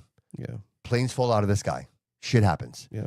But when you have situations that could have been completely avoided, and it's specifically because of the people, you have wrong people in the wrong positions, and at the end of the day, you're looking A lot at of $10 million lawsuits. Like, that's all taxpayer burden. Yeah. And nobody answers to that, and No. nobody talks about it, No. right? Like, Paul is an incumbent mayor. He's never discussed it. He's never talked about it. I had him on my show. He didn't bring it up. Like, it was all about ARPA. Everybody got so blinded by the splash pads. ARPA that we lost sight of everything else. We Yeah. gave money to everybody. Everybody made money, but nothing got fixed. Yeah. Nothing got done. Yeah. Nothing got done. Nothing. You can't even go to a park or a splash pad, dude, where there isn't hypodermic needles and What a fuck- what a I want to contraband. bring. What a I want to scam. bring up something that I think it's good. This is a good story, but I think and I'm hopeful it'll be a great story. Mm-hmm. So Durfee High School has a pool, as you know, I think it was the old pool that they built over it, Mhm. and members of the community and students can get swim lessons there, and like learn to swim. And I had no they idea. have great staff. I had no idea. But the issue right now is the program's getting so big, which is good. Right, but But we want to see that program succeed. oh, absolutely. Don't they Yeah. do that before hours and after hours of school? Right? I know they do it after hours, Oh, because but they might do it before. Yeah, no, because I remember I went to school there and they did that. They give you like free swimming lessons Yeah. before school. And That's stuff. awesome. What a great Yeah. thing. They What a great thing. employ students, they employ some staff, and it's a great program. Colin, you know what else we should do? Does I'm Durfee just can I throw an idea Yeah. out there? Yeah. Driscoll rink, ice skating rink. They should do free public skating. I know we don't- they Well, have that's a pu- private- they- No, they- you got to right. pay. No, they have a public. No, they have public, but you got to pay. I think it's you rent the skates. No, but you got to pay. When I went there, and this is going back when we were like Yeah. Used to hang out teenagers. there. Yeah, Yeah, I what a remember it was time. $5 to get in, $5 for the skates. skates. Oh yeah, Yeah, yeah. it's If like you had 10 your own bucks. skates, you could save $5. Yeah. But I haven't been there. I think Yeah. that's a place that ice skating is something different, and I think that should be something that we should like swimming. There should be maybe once a month. You know what I mean? And this economy is probably doubled the price. yeah. Every $20, bro. $20. Wait, if you want. so does Durfee does Durfee have a swim team? Yes. Yes. They do. Yes, Okay. Yes, they do. Okay. Just wanted to make sure of that because you never hear about that. No, they We hear- do. I think they're they actually do. really good. They're we actually- hear Yeah, about I've like heard the good basketball things team. about We it. hear about the football. Well, you might be onto something. Maybe that's an avenue. No, that and needs to we- explore. we kind of forget. The swim team is probably, I would say, like one of like the best teams in Durfee. If that's true, if that's a true statement, we know nothing about No, it. I feel like What is wrong with I this? disagree. I have seen posts about You like, have? recently about like the swim Okay. team. Yeah. But again, maybe we do. I think we need to shine a little bit do more a better light on job that. Shine sharing on that, that. I think- dude. I think- and I'm not gonna What? lie, I did when I did wrestling too. Jody, don't lie, bro. Anyways, so when I was on the wrestling too, we had like I remember back in the day, we had like one of the best wrestling teams and stuff in the city. And how do we So- rank now? I mean, I don't know. Dude, Dude, it was like barely reaching varsity. Yeah. So, we have a school that has great Hey, athletes. Studio B But if- Sports Network, my friend. Yeah, Studio if we B don't Sports push, Network. if we don't Yep. push, and if we don't advocate for these programs, these kids won't do them. You know what I'm saying? And I think it's important that we kind of make. I remember when I was in high school, wrestling was huge, Good night, Josh. right? Wrestling was Thank huge. you, Josh. Basketball was huge. You know what I mean? All those things were Oh huge. yeah, dude. It was right? Dude, I'm telling you, it was a way of life. Sports was Hey, a way of life. Everybody had played. hilltop Yeah. sweatshirts on. Everywhere you went, it was either jackets or sweatshirts. People were proud of it. People were very proud, and it was that New Bedford Fall River rivalry. That's really what it was. You know what I mean? Yeah, and again, I think that's. I feel like there's more. The reason why that's not anymore. There's more comprehensive issues Yeah, right. as to why That's I just fair. don't think that's fair. And I think that's why. That's a really and I good want, point. I want to bring. Yeah. I want. That's actually a really good segue. I know we didn't bring this up, but I want to bring it up. Sure, of course. There's a lot of talk around redistricting, and I have very mixed opinions on it. Okay. So and I want to talk about because that's been in the news. Yeah, recently. yeah. Let's talk Absolutely. about that, please. So think we would agree it's important that students should go to their neighborhood school. Would you agree? I agree. I agree. I agree. What we have in this district for the longest time is we have policies that, and we just allow students to go wherever they want. In some cases, sometimes very righteous and needed reasons. Sometimes it really depends on like if services at the school for a student's IEP, and that's fine. Right. I'm Not not just talking because about my that. friends are going there and I want to go there with I'm my not friends. talking about those specific. That's something you can do. instances. You can pick your middle school if you wanted to. Technically, No, Okay. now you can't. But I mean, but the issue was prior administrations have allowed just that, or allowed just Okay. at any level, Mhm. and it was, if you're asking me, and from what I've heard, sometimes, I'm not saying all the time, Yeah. but sometimes it was based off of who you know. Sure. It wasn't really like, or it was basically at random. There wasn't really like a, if you want to, you have school choice. School choice is the law as well. So, but it's, but that's more out of state. But going back in here, Okay. basically, long story short, we have an issue where we have people going all over the place. So Sure. it's something that every prior administration, this administration wants to work on. What does that do to the budget? It adds a lot. It adds a lot to transportation. That's the biggest issue. Yeah, right, You right, have right. the transportation it skyrockets because of that. Because and again, you also have like the lines as well. The map like needs to be Dude, even fixed attendance. as well. Like if I could walk to school, Right? Right? That's a good. Yeah, that's a good. Right? good way to I'm put it. more There's a few mitigating Yeah, factors yeah, that yeah. affecting it. So something needs to be done.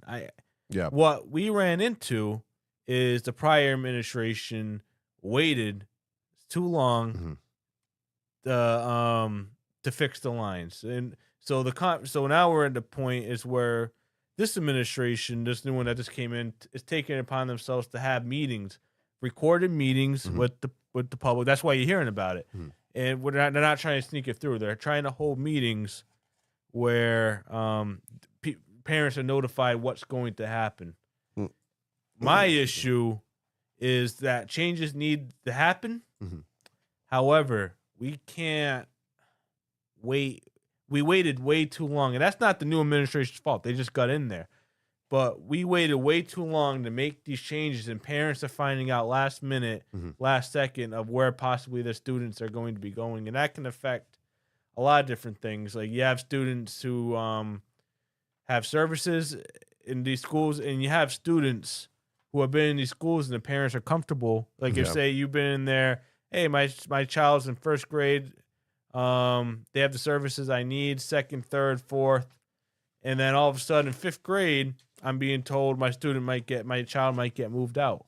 Yeah. Like the last year, even though they had a good structure there. And it So works why good. not start with just the new students? You know. That's exactly where I'm going to go with. I mean, because some want to start the changes that need to happen right away, and but again, you have to look back, and this is going to affect This is decisions that are going to affect families. Sure, they're going absolutely. to affect the students themselves. So my position is we need to change the lines. We need to redistrict. However, we need to grandfather students in. If you like your school, you should be able to keep your school. It's a finish. Continue At it. least finish. And So you until start- you finish Yeah. out. And until you finish When you out. make the transfer, when you What go happens from if you have say, multiple children too in if you one go from- school? I mean, that's Exactly. That's a tough. Right. That's a tough move. Or- and I've been, we've been there. I Here's when I was a another kid, we element. moved around. So and, what if I live here, but my mom lives over there, and my kids go to my mom's house after school because Yeah. it's closer? You know what I mean? Like, Exactly. So there are so many- So we have a policy right now that was approved last year where that's being implemented. Where now going back to if you want to transfer out of your neighborhood school, okay, there's a criteria. Like I forgot exactly which ones, but there's like a level of preference now. We just gonna make sure that policy's followed. Yep. But it would be like you already been there. You have like what you mentioned. You have a sibling already there. You'd be on a higher preference if there's room.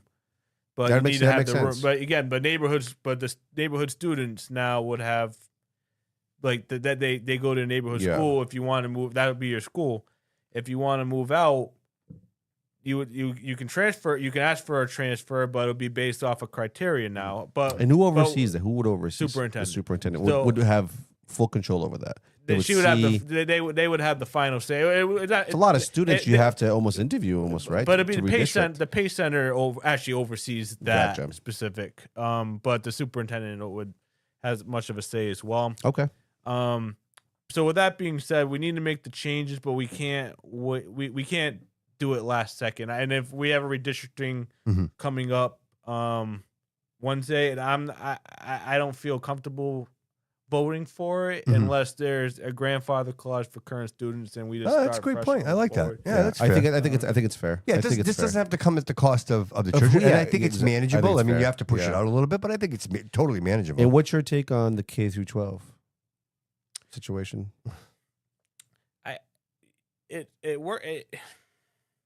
I have mixed reviews. I have Yeah. mixed feelings on it, but I will say we'll see how it works. So like at Laterno, they're going to do a sixth grade.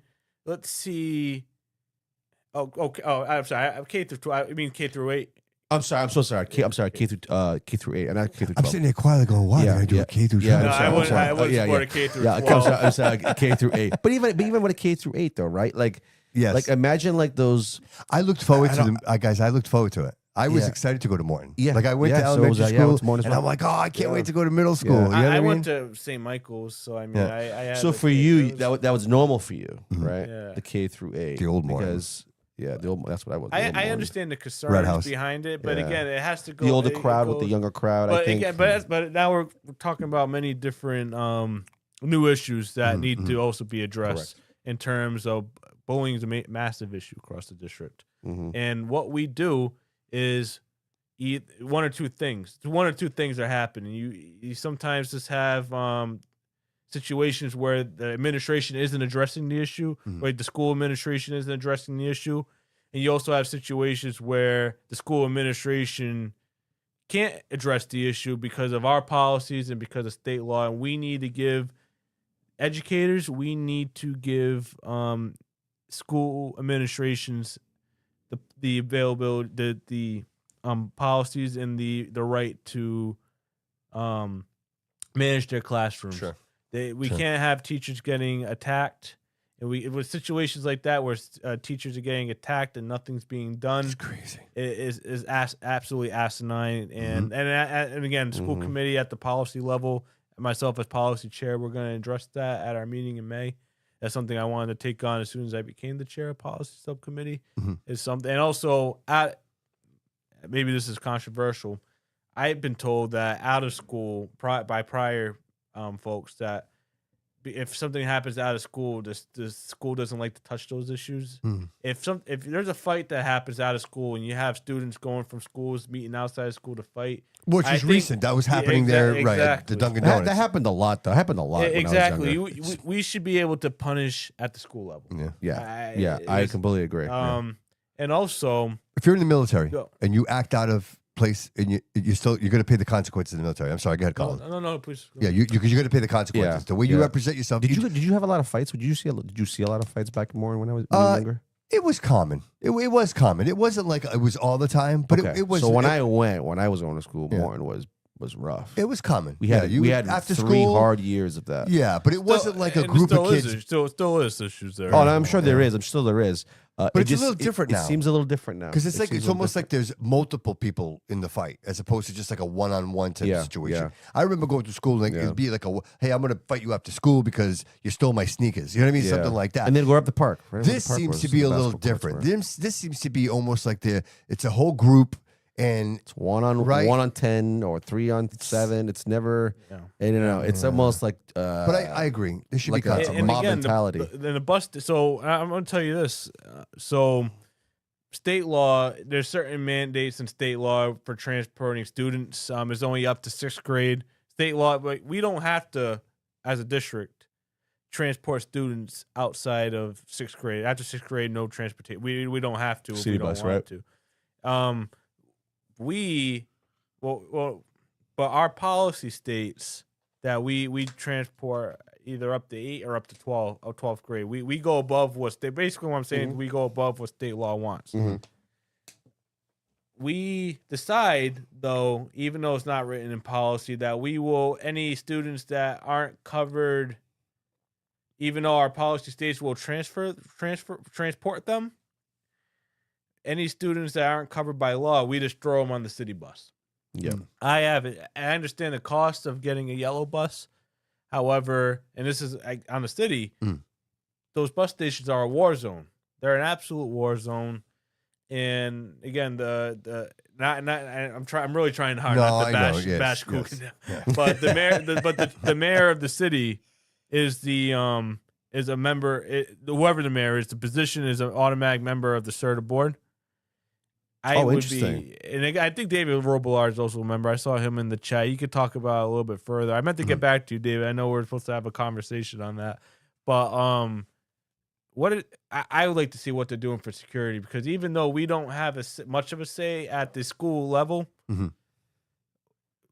we have to advocate for our students here, even if it's something not directly under the purview of the school committee. Those bus stations are a war zone. I think they're doing some. I speaking with Councilor Peckham, I think they are having more security there now. Yeah. The new superintendent is she has informed the committee that certain for security reasons, I'm not going to go into the certain steps, but certain steps are being taken around CVS. Oh, great. Okay. So I think there's things This is that the are CVS right Right outside. across the street. Right, Yeah, from Ellsbury Murphy, Street. yeah. Right. So where a lot of incidents happen. So Oh, I yeah, think that's there's a hotbed.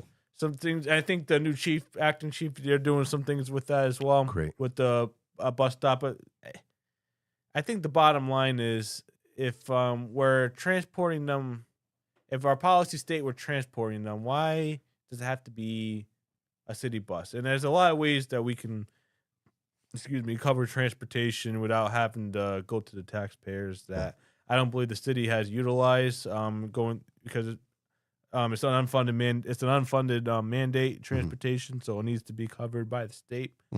Because it is, and it hasn't been, and there's certain procedures we could do, but that's a conversation for another day. But again, we need to make sure those students are safe when they're on those sort of buses. I don't mind even supporting a like some sort of monitor, even if the school department pays for it, have on those sort of buses. Yeah, sure. Yeah, just to take a look. I think that's a well worth. Well, Would you say in all there's a fairness, lot- I think what we pay CERTA in contracts, I think they could provide somebody. I think. I know. I agree. You know what I mean? I No, that's agree. fair. I That's agree. fair. You know, I think you write that into the contract, not Yeah. to say that they are in any way, shape, or form obligated to intervene, Yeah. but to be just some type of. Well, I mean, eyes. it depends on the security. If it's an There you go. actual, There you go. you know, Yeah, that's something that be discussed, it could, right? it could be a constable. Yeah. Of Yeah. some sort, right? Yeah. Or Sure. somebody that has the powers Absolutely. or the means to take care of a situation if something's happening on a 100%. bus. So, I Collin, think that's listen, so we're important. 2 hours into the show, and I just want to make sure that we cover everything that you wanted to discuss today. So, is there anything we missed that you want to just touch on again? Do you want to just, if you had to address the audience or the constituents of the city, what would you like to say? Yeah, no, thank you. But again, I want to thank you Oh, for man, my having pleasure, me on. brother. Everyone's been great. Dude, you're a class act, brother. It's always a pleasure. Yeah, Listen, anytime, brother. That door's always open for you, my Yeah. man. Always. Come on. And no, I think the community. I think there's a few things I want to say. I think in terms of the recall, I encourage the community to have an open mind and think of the future. And when you see members of the community asking for your signature, please consider signing, at least hearing them out.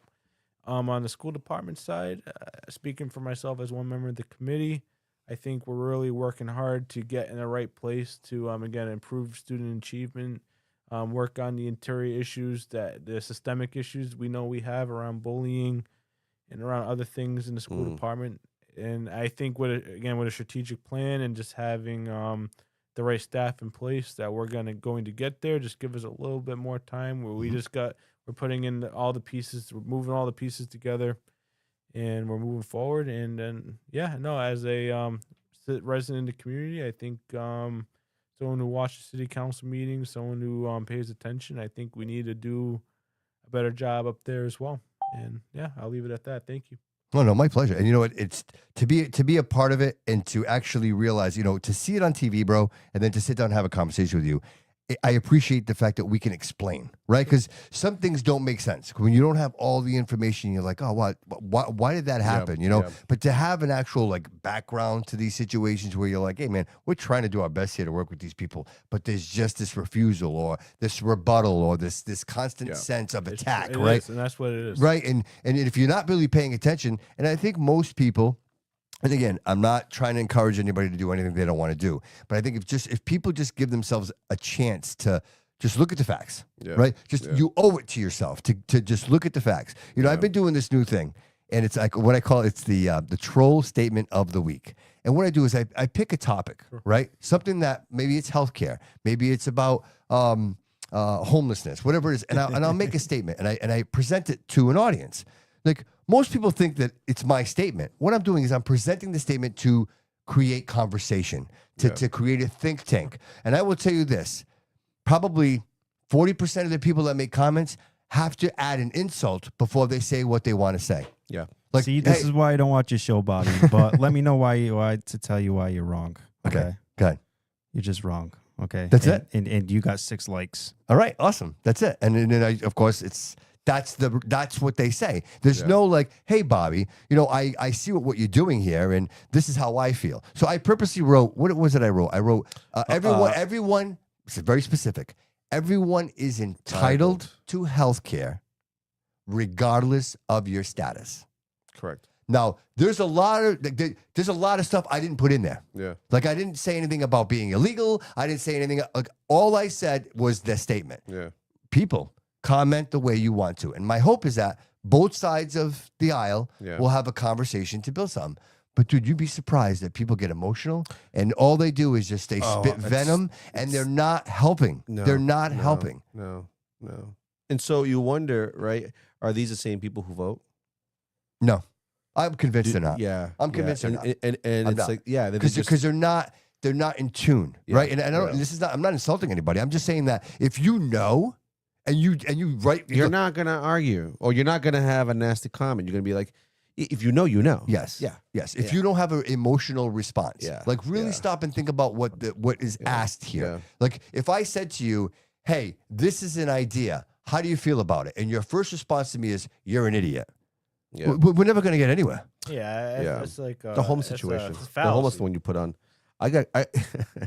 Somebody was coming at me because I said, I think with the homeless situation, I think some of the giving them $1, $2, $20, we really do know that they're not getting the help. They're going to use those $20, $40. David, right? to confirm what you're saying, we've had professionals on the show. We've had them. I've had professionals on my show that have specifically told me, Bobby, not give if them you money. give money to people that are panhandling on Plymouth Avenue on the street, they are drug seekers. Yes. These people are not getting money to go buy food. They want cash to buy drugs.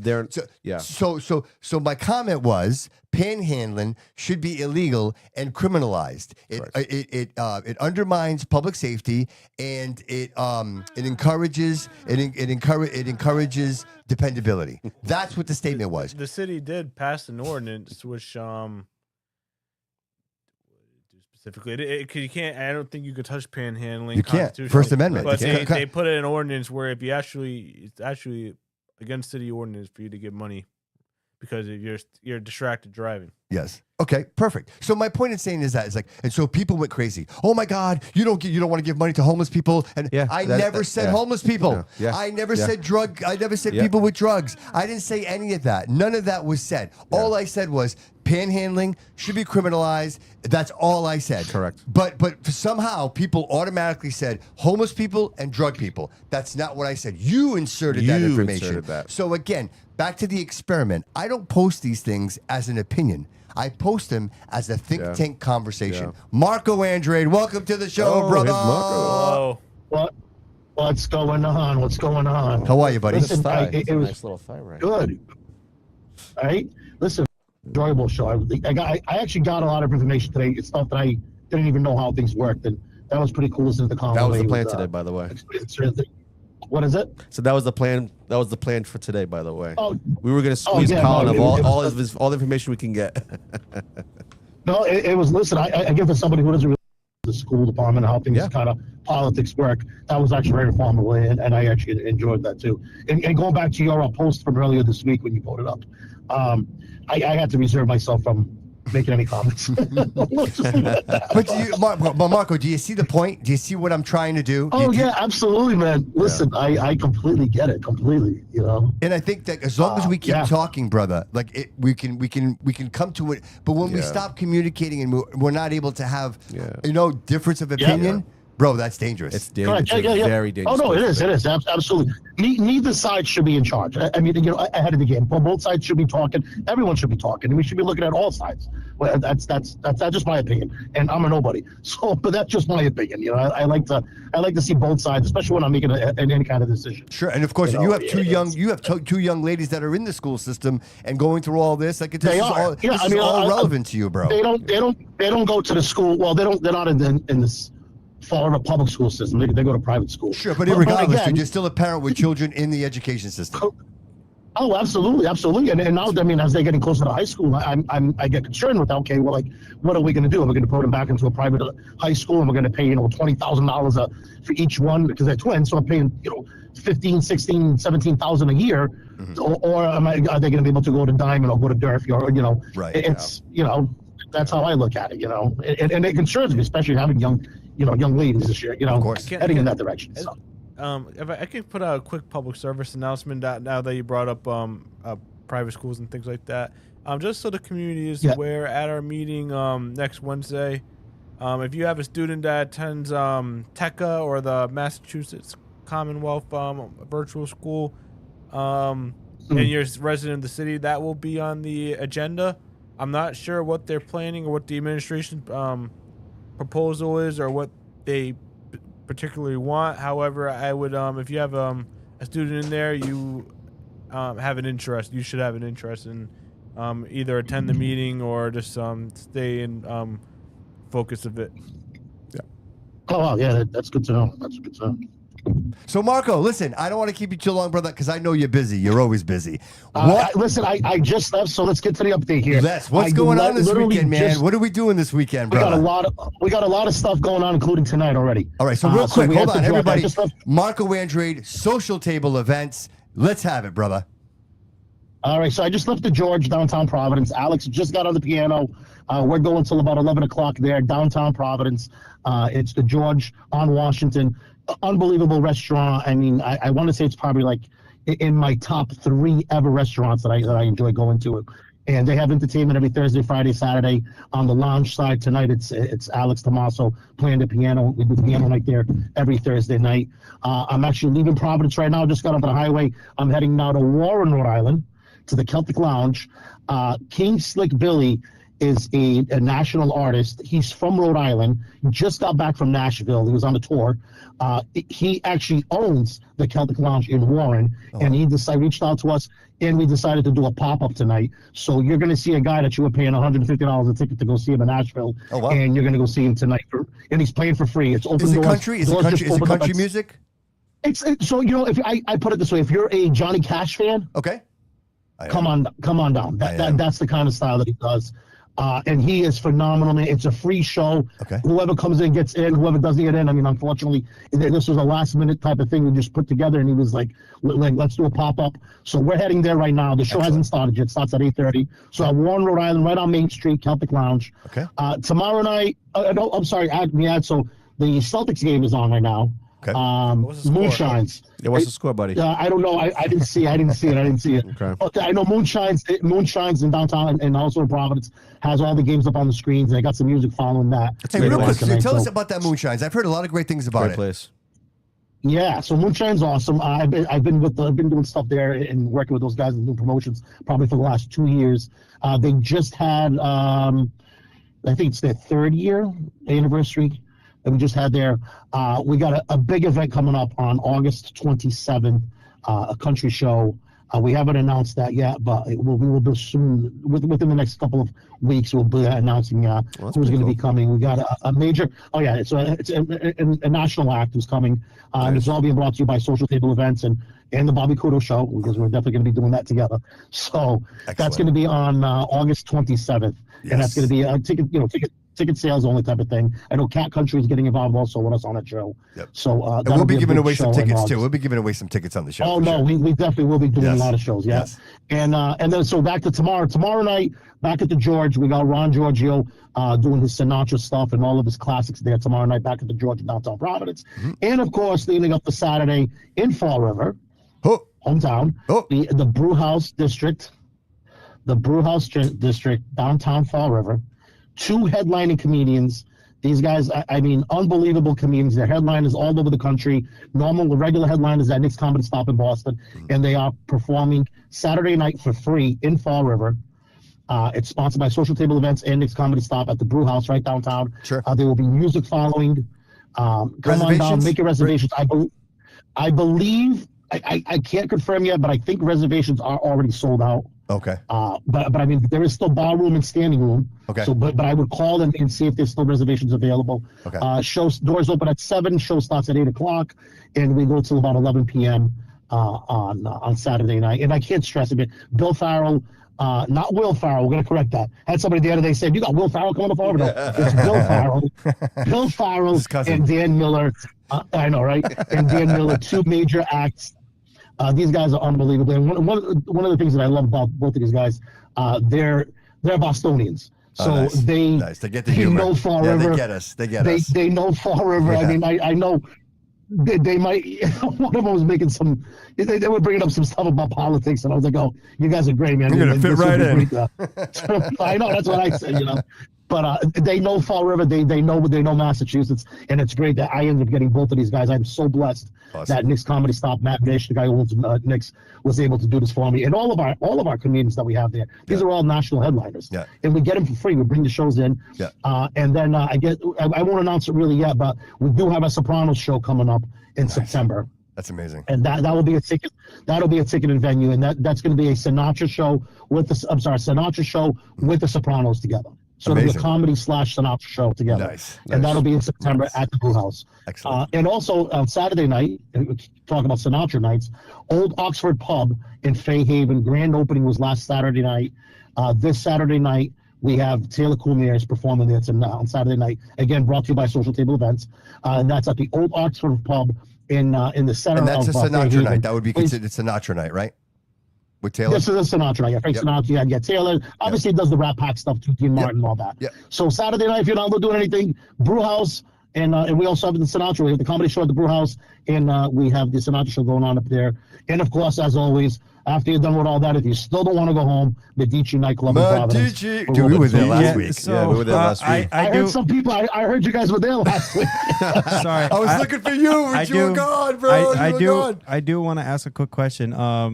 Marco, is there any reservations still for this Saturday?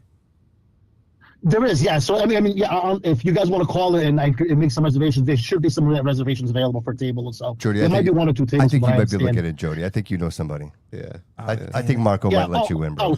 Joe, yeah, absolutely. Yeah, I saw you. It was funny because I walked in last week on Saturday and Jody sitting there, and I'm like, what do you? I mean, Yeah, I was having dinner. confused, I was having a date with my, Yeah? yeah. I was having a date over there. Oh, dude, you should go. I was so What's confused his because I name? was like, wait a minute, is this? What? What's his name? What? Jeremiah. His name's Jeremiah. Why are you gay? Dude, Medici was a blast. We went out there for David's birthday, and we had a great hung time. Yeah, I out, know. and we had such a great time. You know, it's a cool place to hang out, dude. Good vibes, good energy, dude. Everything, dude. The Brew House District is always a great time, dude. Yeah. Great vibes. Oh, absolutely, And man. Marco, I want to say this Yeah. out loud, brother. Not because you're my friend, but because it's the truth, and that is, dude. You always put out an outstanding show, dude. It's always a great event. Listen, I'll say this: I can only provide and I can only put out what people help me put out, and having people like yourself and Dave and even and Jody and everybody else always constantly help me. I mean, you guys make my team shine. Oh, And then love that. honestly, you need friendships, you need partnerships, and you need working together and networking together with all different kinds of people. And that's it's amazing how I can be in Fall River, do a sold out show in Fall River, and at the same time be doing a sold out show in Providence, and I'm not even there. Love it. So Yeah. it's amazing to have a good network and in a good circle of people. And I'll say this: one of the things that I've learned doing this for many, many years is be honest yourself, be humble. And I always say this: don't ever walk into that first meeting with that expensive watch on, because the minute you do that, you're going to lose that meeting. Amen, bro. So, and think about that. If you really sit there and you think about that, be humble about things, be who you are, and you know what?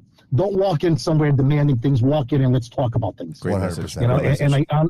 And I honestly believe that's what I've done. And again, meeting you and having all this network and all this stuff going on. I mean, it's a great thing, man. I can't take it away from, even with the city, which I had said for a long time I wouldn't do stuff back in the city. Yep. And I've been out at the brew house a little over a year now. Yeah. And I plan on being there for a long time with Nick. Nick is a phenomenal. Yeah, he is.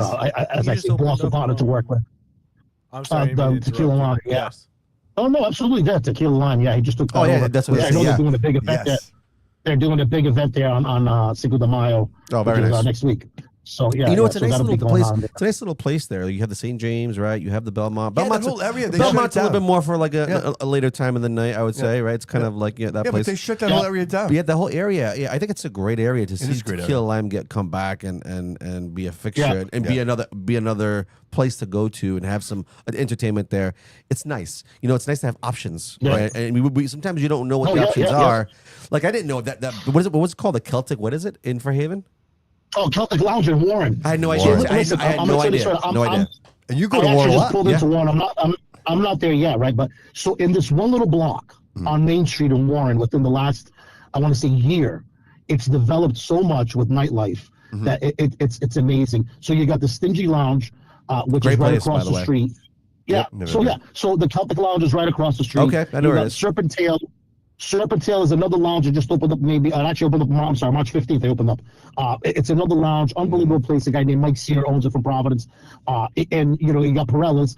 Actually, we have a Sinatra night coming up at Perella's on May 16th, Saturday, May 16th. And you also have Bristol too. You But, have your places in Bristol as Bristol, well. right But there. you have the Water Dog, right? Yeah, the Wharf, You have the the Square Wharf. Peg. Correct, yeah, the Nest, You have the Square Peg. You have all these nice places. You know what I'm saying? Great atmospheres. And then it's nice to see that you're back. Like you said, you said to yourself you weren't going to be back in the city, and it's nice to see you back in the city and going to the places that we have. Because in the summertime we have Pier 52. We have all these places that people don't know, and if you have if you have partnerships with them and the brew house, I've known about the brew house, right? Yeah. Never been right up until Marco put them on the map. I'm sorry. Let's call it spade a spade, right? 100%. Every weekend. I Does that make sense? I appreciate that. Yeah, honestly. you hear about it, but you don't. I'm not the guy to say that, and I would never say that, and I let things roll. That's but right, we'll say it thank for you. actually We'll saying say it that. for you. It's nice because you know why? If I want to do something in the city, I know that I can text you or go on your page Yes. and see what's Oh, going yeah. on. Yeah, And that's a absolutely. nice thing to And don't have. forget, Marco smells good always. Always. He does smell good.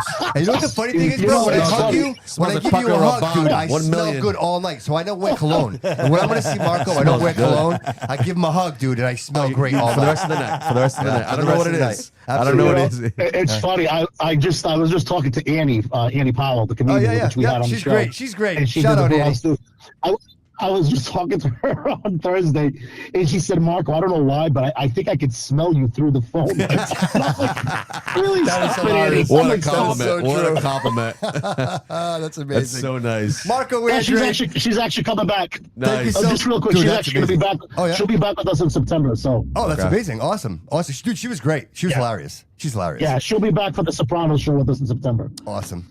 Marco Andrew, thank you so Awesome. much for calling into the show, brother. Is there anything else you want to leave us with? Guys, no, not at all, man. Just thank you know what? Thank you for what you're doing. Thank you, brother. Honestly. I appreciate you, man. I love this guy. Absolutely. no, it's Colin, great, good guy. luck. Thanks, bud. See you later, guys. Thank you. Okay, have a good night, Marco. Thanks, Thanks, man. buddy. Social table events. Make sure you hit up Marco when you need something, like an event, right? Yeah, He's the guy. yeah. He's Listen, the I man. mean, let me tell you something. And listen, not for nothing. All the people out there, right, that have restaurants in the city.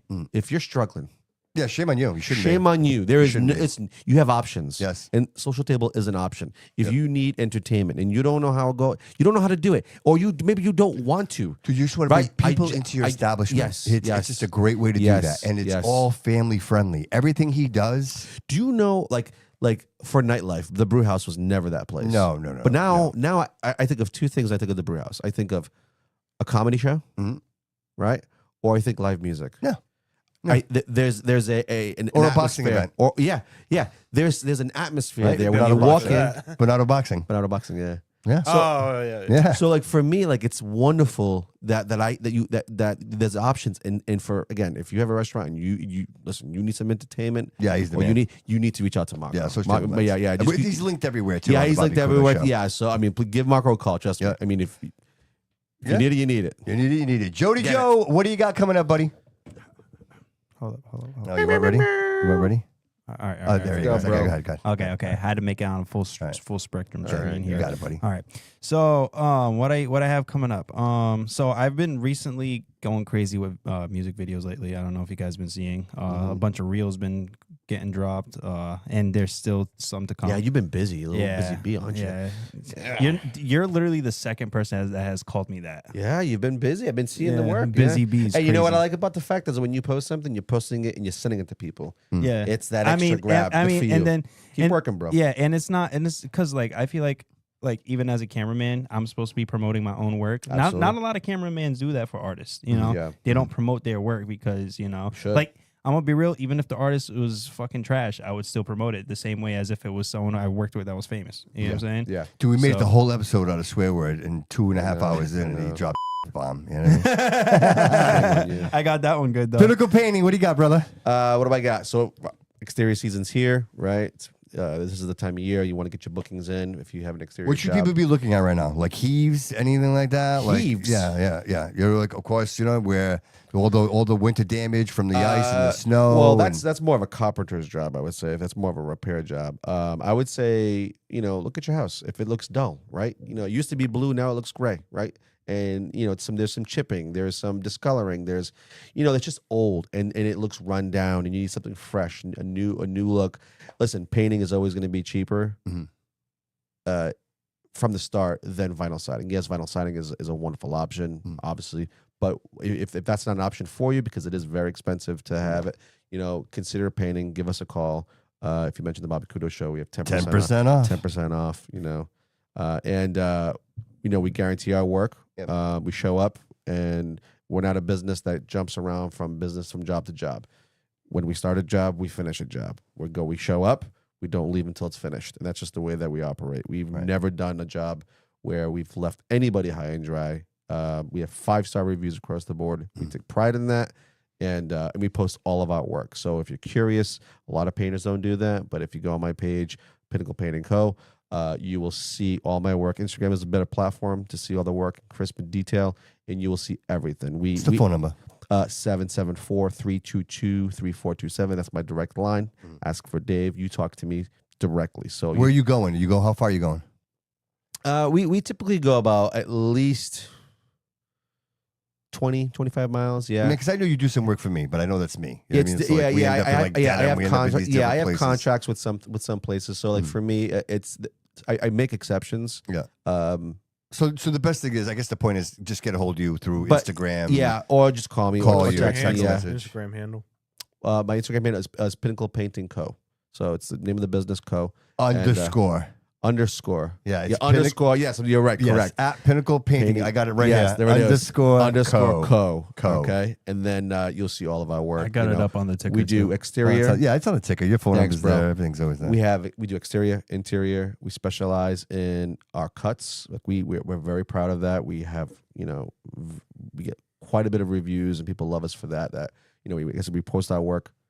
We guarantee our work, from start to finish. So Sounds feel like safe. sounds like you need a commercial soon. I think I so. know, right? I think so. We're gonna be doing that. Yeah, maybe I'm gonna have to. Colin, what do you got, buddy?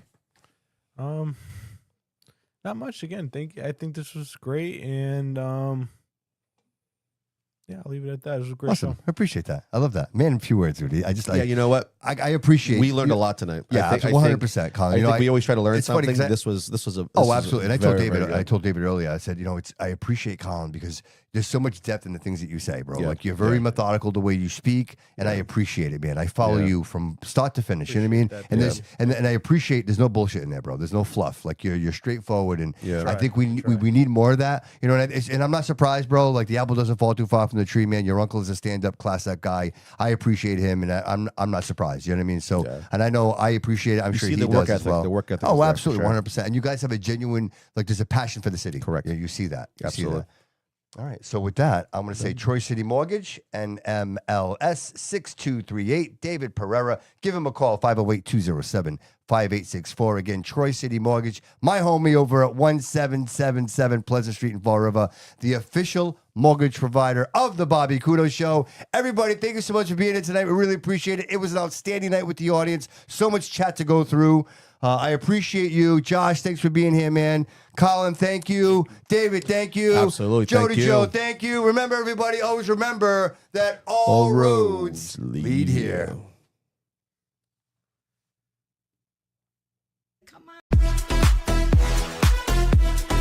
Everybody's bringing it tonight. Inside the walls of Studio B, we ride, get right, all roads lead here.